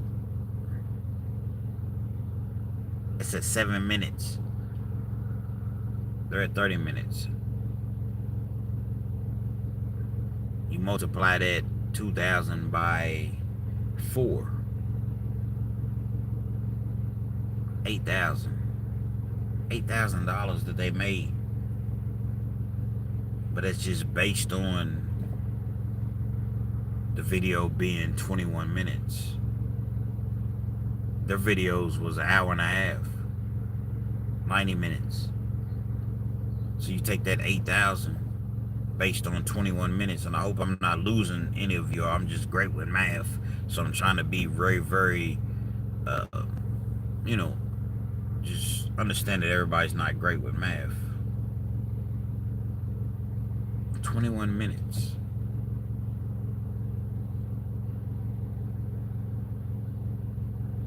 Watch 7 of the minutes out of the 21 minutes. It's an hour and a half video. They watch 30 minutes opposed to 7 minutes. So you multiply that times 4. You're making like 30 grand, 32, 35, $40,000 every time they come in and do a video. More than that, for real, for real. My math is all the way because I'm only basing this off 225,000 views. But the point that I'm trying to make is this to you all. They can go into the prison. Prison ain't got to pay them nothing. They bring their camera crew in, set up, interview these prisoners. And they're making 35, 40, 50,000, 60,000 off of an interview.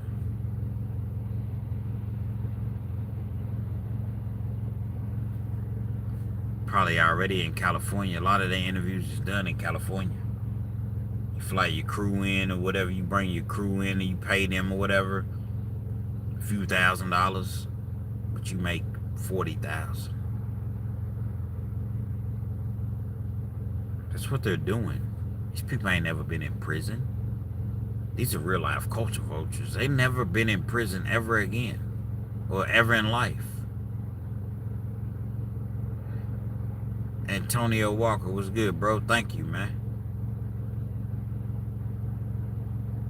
They're doing these interviews on a daily basis, weekly basis, a couple times a week, whatever. Getting 1.5 million, 2 million views, 500,000 views on a and the only thing they doing is paying their staff for coming in. They ain't paying these inmates. They ain't doing nothing for these inmates. On a low end, 20, 30,000. You pay your staff a few thousand for doing it.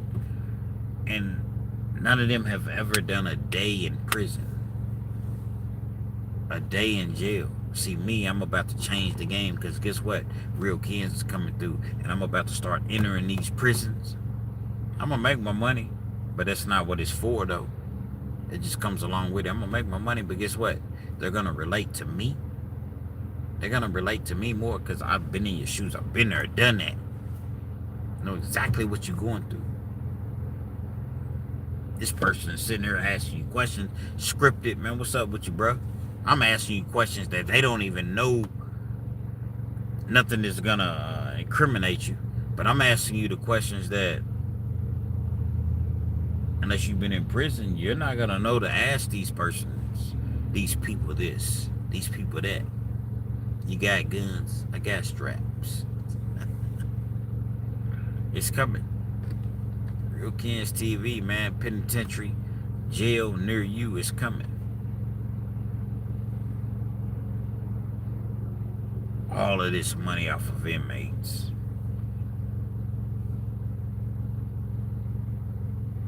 We're gonna get your story out there. What is that doing? What's up with you, my dog? You good? Yeah, we're gonna talk about your crime. We're gonna talk about shit. What's up? Let the people know other things that nobody thinks. What do you know, what happens when this happens? What happens when you get in a fight? What do you order every day for commissary or every week for commissary? How your visitations? These are stories that they don't know because they never been locked up. But guess what? I'm gonna know exactly what to ask the people. The inmates. I'm gonna know. It's coming, I promise you. I got probably what's this, February? Another 4 or 5 months before I'm in a position to go and do these things. And I'm definitely gonna do it. I don't care. Kentucky, California, New York, whatever. Penitentiary, jail near you. I'm gonna go talk to the youth, talk to the adults. I'm in there, and they gonna respect me. Why? Because once again, I've been there. We got a special guest today. They're gonna let you know, a week, 2 weeks beforehand. We got such and such coming in. Who? They ain't adhering to that.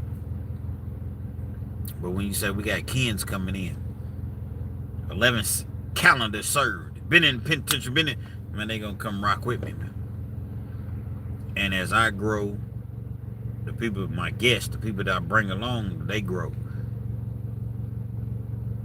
Bring a choir with me, church choir. At some point, they singing church songs and bring the snacks and the. Because guess what? You may just be coming for the snacks. But guess what? There is a message. I've been there. I've seen it. That's how it's gonna be. That's where my life is headed towards, man. Public speaking. Started on the internet, and I'm gonna never ever give up my YouTube channel. Ever. This is where it started at. But I feel as though I must be out there to inspire people, because there's a whole lot of helpless people, a whole lot of people in prison that just don't have any hope. They don't have anybody to. They just feel like, man, it's just over with. And I'm there to let them know. I'm gonna be there to let them know, no, it's not over with, bro. It's not. You get past this. It's gonna be difficult. It is what it is. You rather be out here on the streets with your family, your loved ones, or be in the penitentiary. Hard ankles, violence. You joking with a dude on Monday, next day on Tuesday, the same jokes y'all was telling on Monday, he ready to unalive you. It's literally how it is. You go to take a shower, you like, all right, man, ain't nobody in the shower. I'm gonna jump in the shower while there's no one in here. And guess what? You look up, 2 or 3 people done jumped in the shower while you're already in there. And you gotta bathe and deal with people that, you don't even know. Imagine being in a shower. Imagine being in a shower. You trying to hurry up, you washing or whatever, but it's 8, 9, 10 other shower heads, meaning that there's room for that amount of people to jump into the shower with you. Ain't nothing you can do. You can't stop it. You look around. You're not even looking around. You minding your business. So you turn around or whatever, and you see 2 dudes getting it in. You see a dude that got another dude bent over in the shower.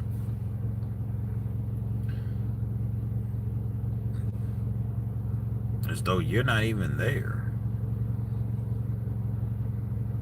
That's what prison is really, really about.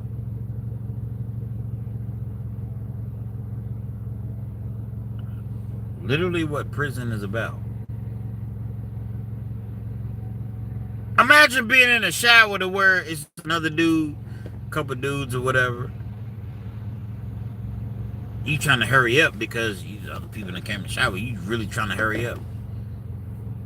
Wash off, rinse off, or whatever.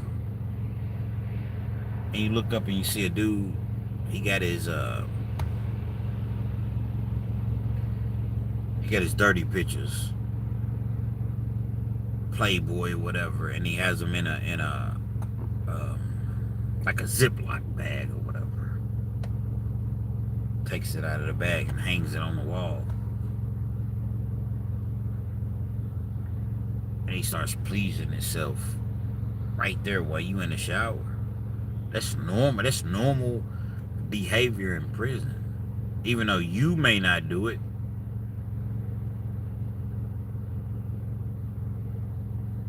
But it's normal behavior in prison. Here you are just trying to hurry up and wash off. You done been on the yard all day, working out, whatever. You got a dude that just, you ain't looking, you just, and the dude is just going to town.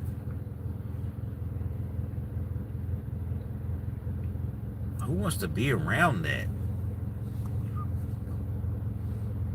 The next 30, 40 years, this is what you have to look forward to. No women. None of that.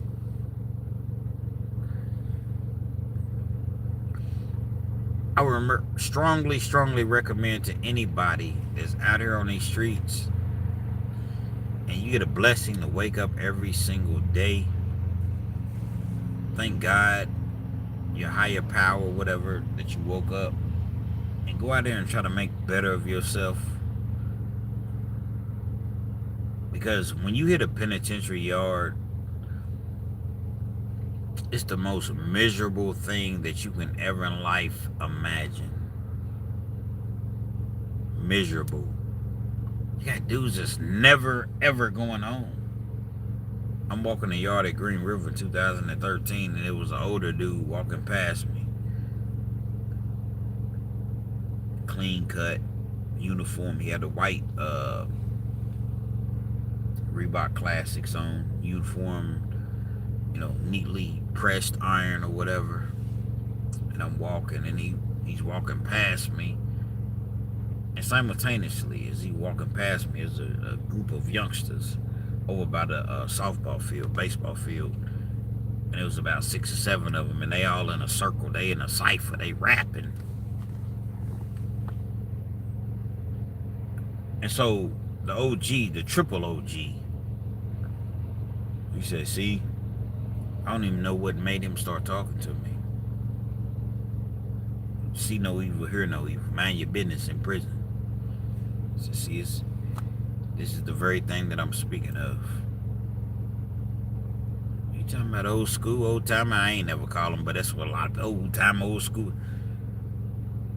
I say OG. These guys sitting over here acting as though they don't have a trouble or worry in the world. I know a couple of them. They got 35, 40 years. This guy got life, and you would never even know it. And I'm looking at him like, damn, I wouldn't think that he had a life sentence. If only I had to listen to somebody when they try to tell me, so I can't necessarily blame them for it, knock them for it. 72 years old. What he told me out of his mouth. Never met this dude, never. I'm 72 years old. It's 2013. Walking penitentiary yard, Green River.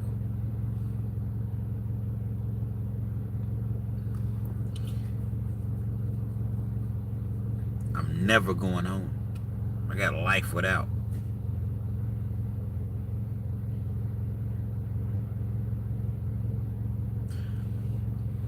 I want you all to really try to grasp. I'm 30. I'm 72 years old. I'm never going home. I got life without. Life without means life without parole. I've been in here since 37. 35 years.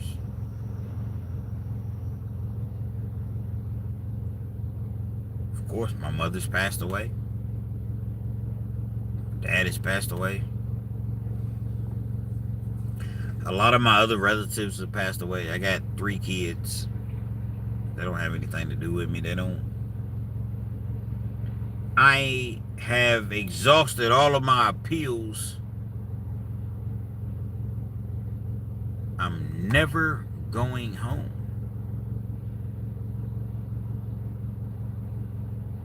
I work at PI, which is called Prison Industries. You go in there, you make, it depends on what prison you at. Some people make license plates. Some people make mattresses for the inmates. Some people make the uniforms, the boots. So it just depends. I support myself. I don't have anybody out there to send me anything, any money. I make about $250 a month. That's the best job on the prison yard. Sometimes with overtime, I make $300 a month. We think about this. Think about this. Best job on the prison yard, and you make it $250, $300 a month. But you can go out here and make that a week. A low.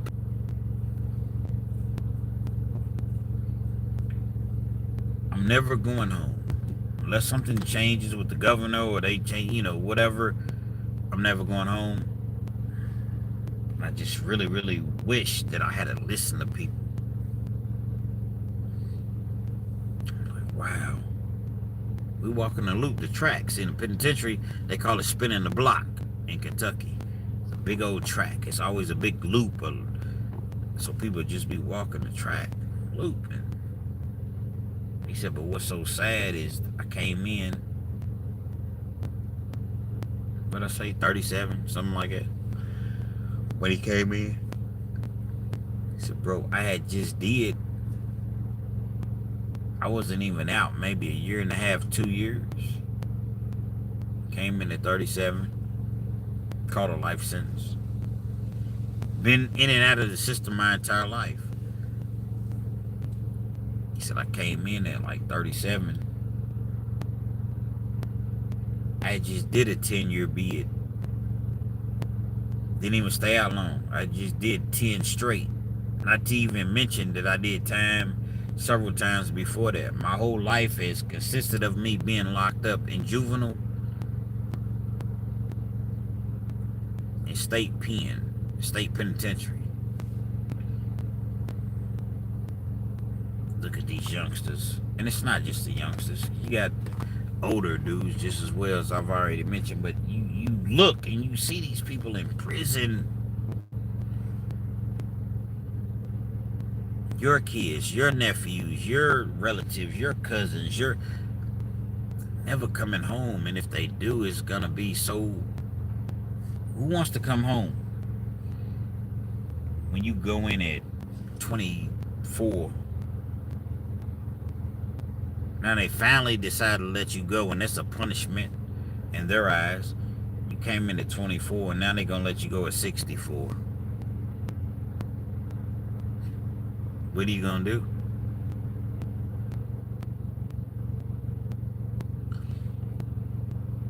You come in at 24 years old. Wild. Not giving a fuck. It is what it is. And 40 years later, they're telling you, you can go home. Fleece Johnson talks about it all the time. He did 40 years.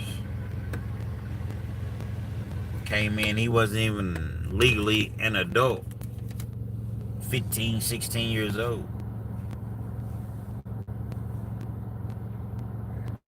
What are you going to do with your life at that point?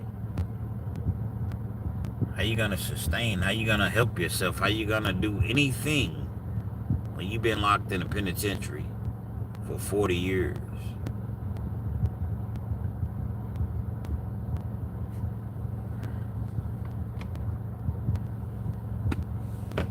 Choices, decisions, situations that we put ourselves in. We think that it's cool. And I'm saying figuratively. I'm not literally saying everybody, but you go to prison and you, man, I'm gonna be alright. My niggas is there, my partners is there, man. You might go to the feds.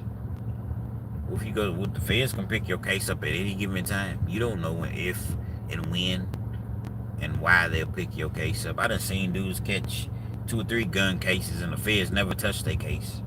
I done seen dudes that catch 1 gun case and the feds picks their case up. In Kentucky, it's major because the feds don't pick it up. You do 20% of your time, then you up for parole. Don't mean you're gonna make it, but you have an opportunity. But the feds pick your time at 85%. You never know. One never knows. One thing for certain, 2 things for sure.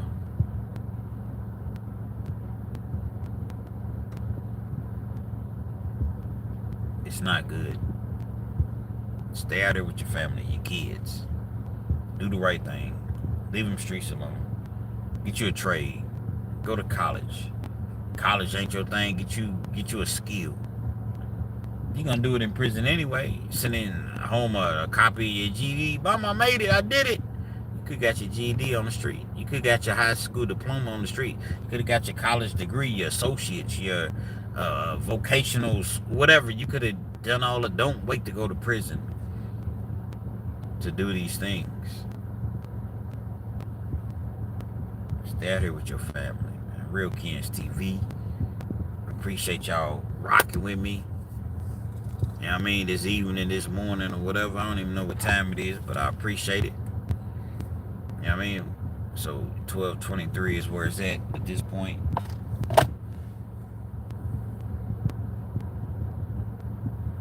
Stay out of prison. Please. Please. I'm imploring, I'm begging you. I don't even know. Stay out of prison. Women, men,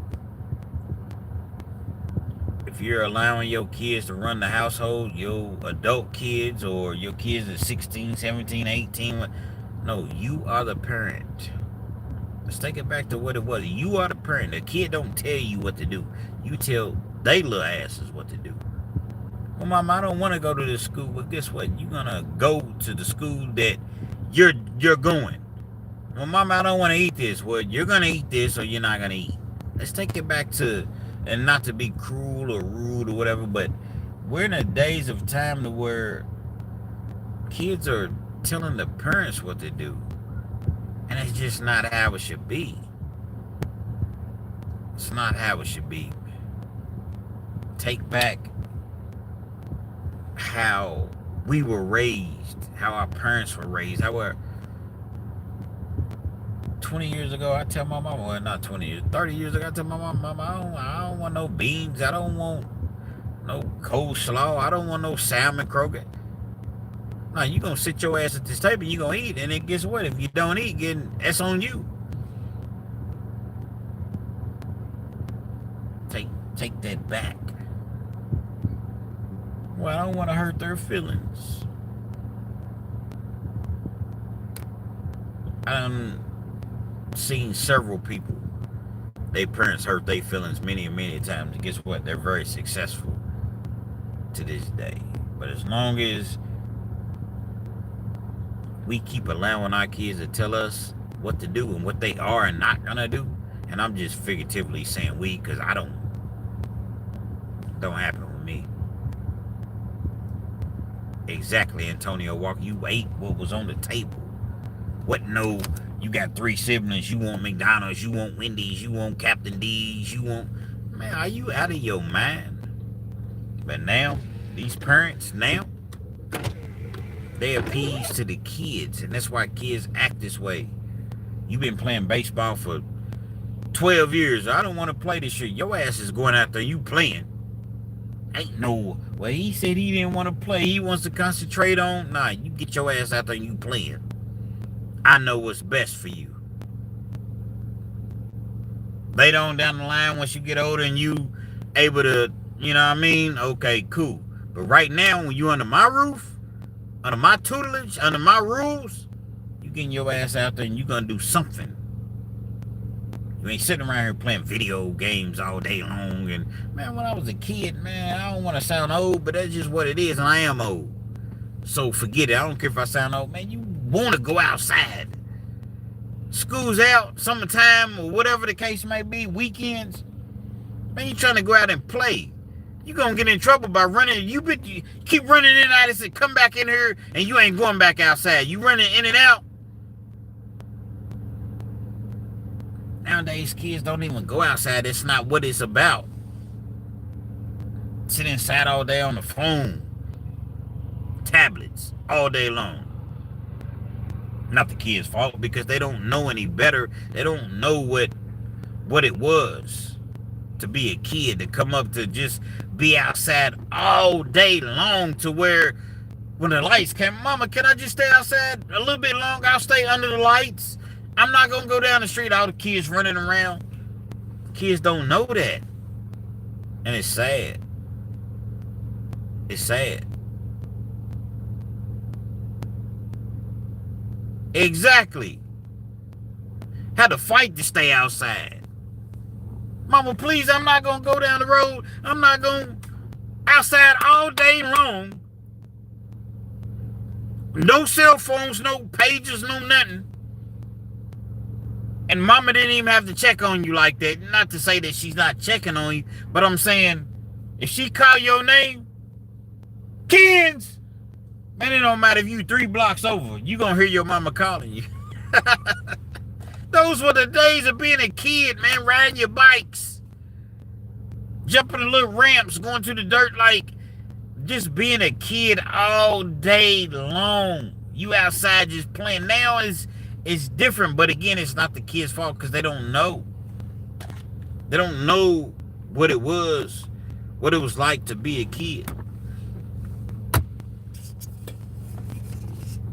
Those were truly, truly the days. All kids do now is sit in the house on their phones, video games. We have video games. I remember when, I'm back. I was when the Atari first came out. But then when the Nintendo came out, oh man, I'm in my room all day long. I'm playing Mario Brothers, playing Duck Hunt. I ain't really like Duck Hunt. I'm trying to figure out, I'm Mike Tyson's Punch Out. I'm trying to figure out a way to get to Mike Tyson. And I finally get to Mike Tyson. I get knocked out. But then I started getting better and better. And got to the point to where I started beating the game. I beat Mike Tyson. But I still went outside and played. I still had friends way outside in the yard playing football and basketball and baseball and tennis. And, you know what I'm saying, just all the things that kids don't know anything about that now. Why? Because they were never taught that. Street lights come on, man. Street lights. You better have your ass in his house when these street lights come on. Mama, can I just sit outside? Mama, I promise you, we ain't had no daddies in the house. Mama, can I please? Because daddies, they gonna let you stay outside if you were fortunate enough to have a daddy in the house. Mama, I'm gonna just stay outside. I ain't gonna go nowhere. If I call your ass one time,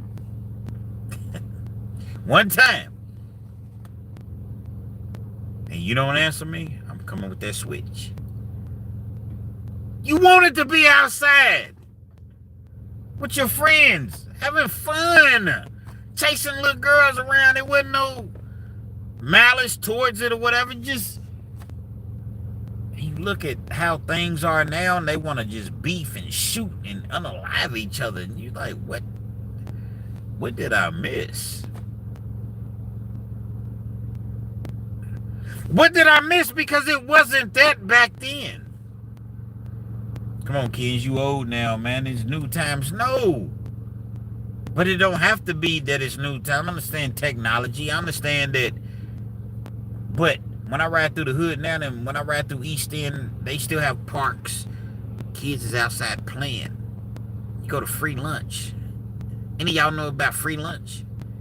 Yeah, free lunch, man. They come up at, 11 o'clock or whatever. You got the little colored lunch boxes or whatever. Got your sandwich. It's gonna be on hamburger buns, but you might have you ham and cheese on the hamburger bun. Every once in a while you get some chips, but a lot of times you don't. You get your little juice, a little cookie. You know what I'm saying? Free lunch every day, man. Like you go outside, free lunch, people, kids is playing. That doesn't, not to say that they don't have free lunch now, but it's just not the same. It's not. You look forward to summertime. You look forward to summer break. Kids don't care nothing about no summer break now. They probably anxious to get back to school. Some of them. Rec center. Absolutely. Swimming pool. All of that. That's what we did when we was younger, man. We had fun. Kids were kids. You get in a fight, you might get a little black eye, a little, your feelings hurt. Bloody lip, bloody nose. Next day, 2 days later, y'all right back cool again, running around y'all best friends again. Now they unaliving each other, Dracos. Kids got Dracos, man. Type of neighborhood I grew up in, man. Like just kids playing, just having fun. Wanting to just be outside, and it's sad. It's sad.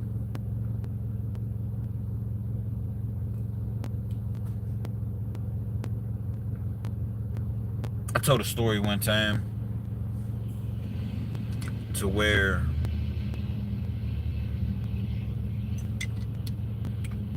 so my mom and dad got married right out of high school. They graduated the same year.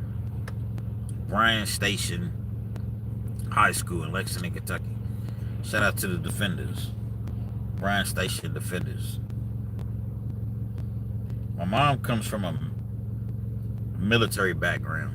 They moved several places, but I believe when they finally moved here to Kentucky, they came from,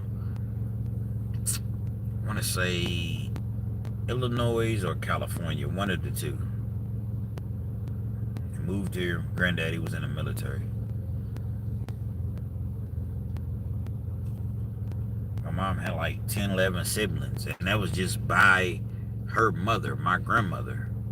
Granddaddy was Rolling Stone. He in the military. He everywhere. He got other kids outside of my grandmother. They moved here. Imagine your senior year in high school. You done been moving around. Mother's senior year, they come here. All of her sisters and siblings, everybody was close in age. A year apart, year and a half apart. My mother's, 18, your senior year, 17, about to turn 18. Sister right underneath her, which was my Aunt Daisy, was 16. Let's say my mother was 17. My Aunt Daisy was 16. My other aunt right under her was 14. Kids that was older, they were older, so they were out of school. They were 21, 19, 22. Younger kids was, 9, 10, 11. Like, it was a bunch of them. Poor, man. They were poor. They ain't had no money. A lot of Christmases or whatever, they didn't get anything for Christmas. Nothing. Wake up for Christmas. Nothing's under the tree. Even though my granddaddy's in the army, he's in the military, but all these kids he has to support. Grandmother was stay at home, mother. They might get one Christmas gift, if anything, a doll, or if anything.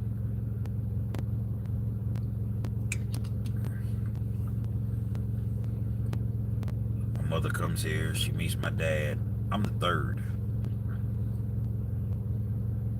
They get married right out of high school. 18 years old. My mother is 2 months older than my dad, to be honest, but they graduated the same year. My mother's birthday is in January. My dad's birthday was in March.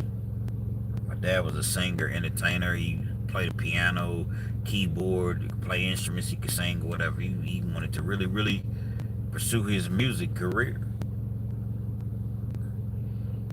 My mom supported him. And, just didn't, he ended up moving out to California, and, I don't know. But it was, from what I understand, either you come back and support your family, be here with your family, or you stay out there in California, end up coming back. They stayed together for 8 years. And they got a divorce. My daddy, messing with different women and things of that nature. What comes along with being in the music game or whatever.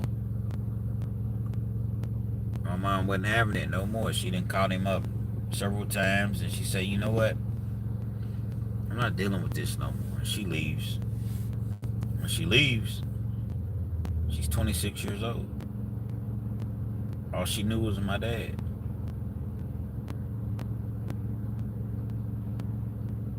Bought their first house at like 19. Financed it, like, good credit, good, That's who my mom is. Had to move back home for about 6 months. We had one of those houses my granddad had purchased for $18,000. 3-level house, big house. Like, I came up to where a lot of the adults, my mom's siblings, still lived in the house at adult ages. Movie Soul Food, if y'all familiar with that. Like, we had every Sunday, Sunday dinner.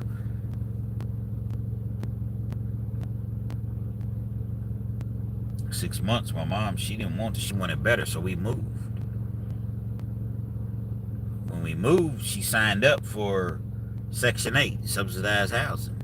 At the time, they weren't sending people just straight to the projects. In Kentucky or in Lexington, you got East End, you got West End. But the housing was so full, they started sending you out to the suburbs, and they had subsidized housing out in the suburbs, so they ended up sending us out that way. We went out there. My mama knew this is not the life. It's just where we at for right now. There are people out there rents $5, $10, $15. They cool with that. No, my mama, nah, she wasn't with that, man. She went to school, had a job, full-time job, went to night school. Did everything that she could do to get us out of there, and I loved it out there. I loved it. All my friends, all my weekends, I go to my grandmother's house, the house that I spoke of, where all the kids and all of my aunts and uncles, well, mainly my aunts was at. Nice neighborhood, play outside all day. Couldn't wait till weekends to go to my grandmother's house. Her and my granddad had gotten divorced at that point. But during the weeks, I'm out here. That's where I came up at. Everybody out there was just like us, subsidized housing or whatever. Never got in no trouble, never caused my mom no grief, no harm, no none of that. 3 years old. Stay out there until I'm 11. Then my mom, she graduates school, she gets a better job, we can afford better. And then we move, and I was so crushed. Like, damn, this is what I know. All my friends is out here. What do you mean we moving? Because I had been in Indiana for the summer with my mom's oldest brother, my Uncle Billy. New Albany, Indiana. Shout out to New Albany. Shout out to Indiana. I come back home. We moving. I'm in the projects all summer long. I've always been around the projects. Never actually lived in the projects. But I have relatives, I've always been around it. What do you mean we moving? Well, my friends is here. Mama, I don't want to move. I don't understand at the time. I'm young. I don't, we got to move. So we end up moving.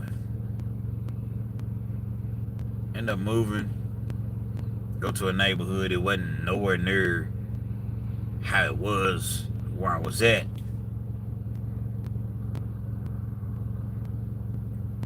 And so I would gravitate more and more trying to go to my grandmother's house. But the thing is, at this point, you get 12, 13, things change. You're not just outside all day long. You're not just... But I still knew that I had friends in the neighborhood. I still knew I can go and do this, I can go and do that. But the kids now, and again, I'm not blaming it on the kids, they just never had that experience. So when we try to tell them, it's like, psh, who wants to go sit outside all day long and it's 85, 90 degrees outside? Like, you crazy? I'm gonna sit here under this air conditioning and play my video games and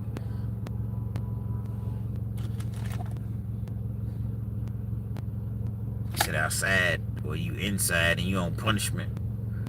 You looking out the window, you seeing all your friends playing, but you can't go outside because you on punishment. That's what it was then to be a kid.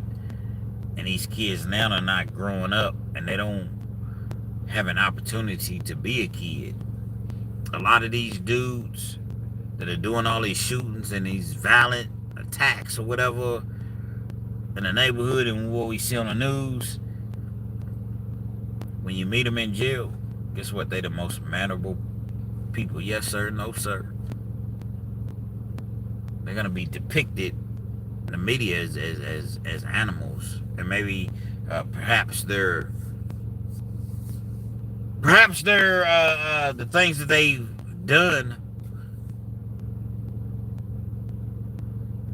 rightfully so, they could be depicted as animals. But when you really, really meet them, they're well-mannered kids, youngsters. Yes, sir. No, sir. But they was out there and they was just, doing the most, trying to be what you didn't even have to be. You was raised in a beautiful household. You didn't have to be out there being, crazy, shooting people, but that's what you wanted to be. See, you used to hustle because you didn't have nothing. You got to figure out a way, and this wasn't my situation, but I know some people's situation. Daddy's in penitentiary, just wasn't around. Mother, she's on drugs, she's in and out, she's not. So you the oldest of 5 siblings, 4 siblings, 6 siblings. So you out there, you getting it, you doing whatever you gotta do to bring food in the house. But you hustling because you have to put food on the table. Now you got kids coming from 2-parent households that don't even, parents is bringing in over $100,000 a year, $150,000 a year, whatever. But you're looked at as the privileged boy. And I'm gonna show them I'm not privileged. I'm about that action, man. And you out there hustling, you don't even have to. Catching murder cases and shooting cases and gun cases. You don't even have to do that. But that's just the world, again, that we live in now. It's sad, but it's reality. You go to school, don't get in no trouble, play sports. Let's just say you do, because a lot of times they'll spur the athletes. You're not doing none of these things, and people are looking at you as though you're the square. You are a square. It's cool to be a square. It's cool to be a square. But everybody else is looking at you like, lame ass nigga, man, square, man. So you get the feeling like you don't fit in because you're going to school every day, you getting good grades, you doing what you're supposed to do, staying out the mix, staying out the way. But they're looking at you like, bro, we out there thugging, man. We on the block, man. We doing what we do. So you get taught of that image that people are, looking at you. So you know what? Let me do this. They in the streets. Based upon what you see other people do, that if they could, they would trade places with you, your lifestyle, at any given time and opportunity that they had, but they can't. So they're gonna make it cool. It's east side, it's west side, it's south side, it's north side, or nothing. And you thinking to yourself like, I don't have no set to throw up. They're not looking at me the same, so I got to do something to prove. Nah, man, I'm just as hard. I'm just as tough as y'all. You find yourself with a case. Not even 18 years old. You find yourself with an adult case because you had to show everybody else that you with the shits, the drama.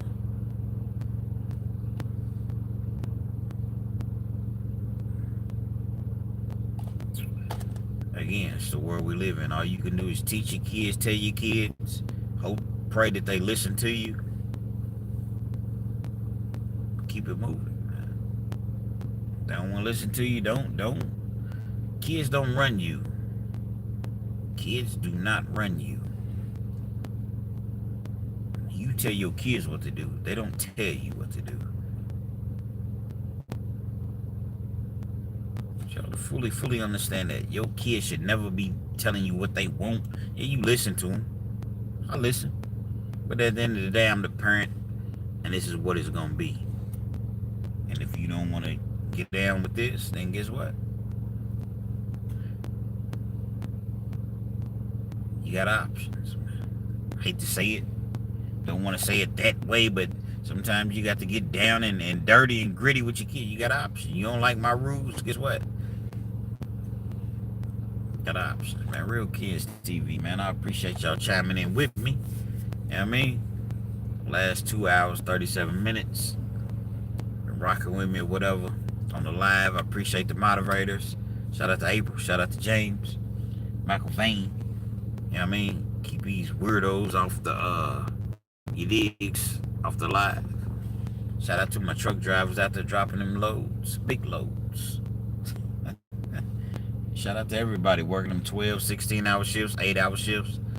Whether it be hospitals, Uber, DoorDash, flipping burgers, fries, making an honest living. All my peoples in the penitentiary listen to my channel.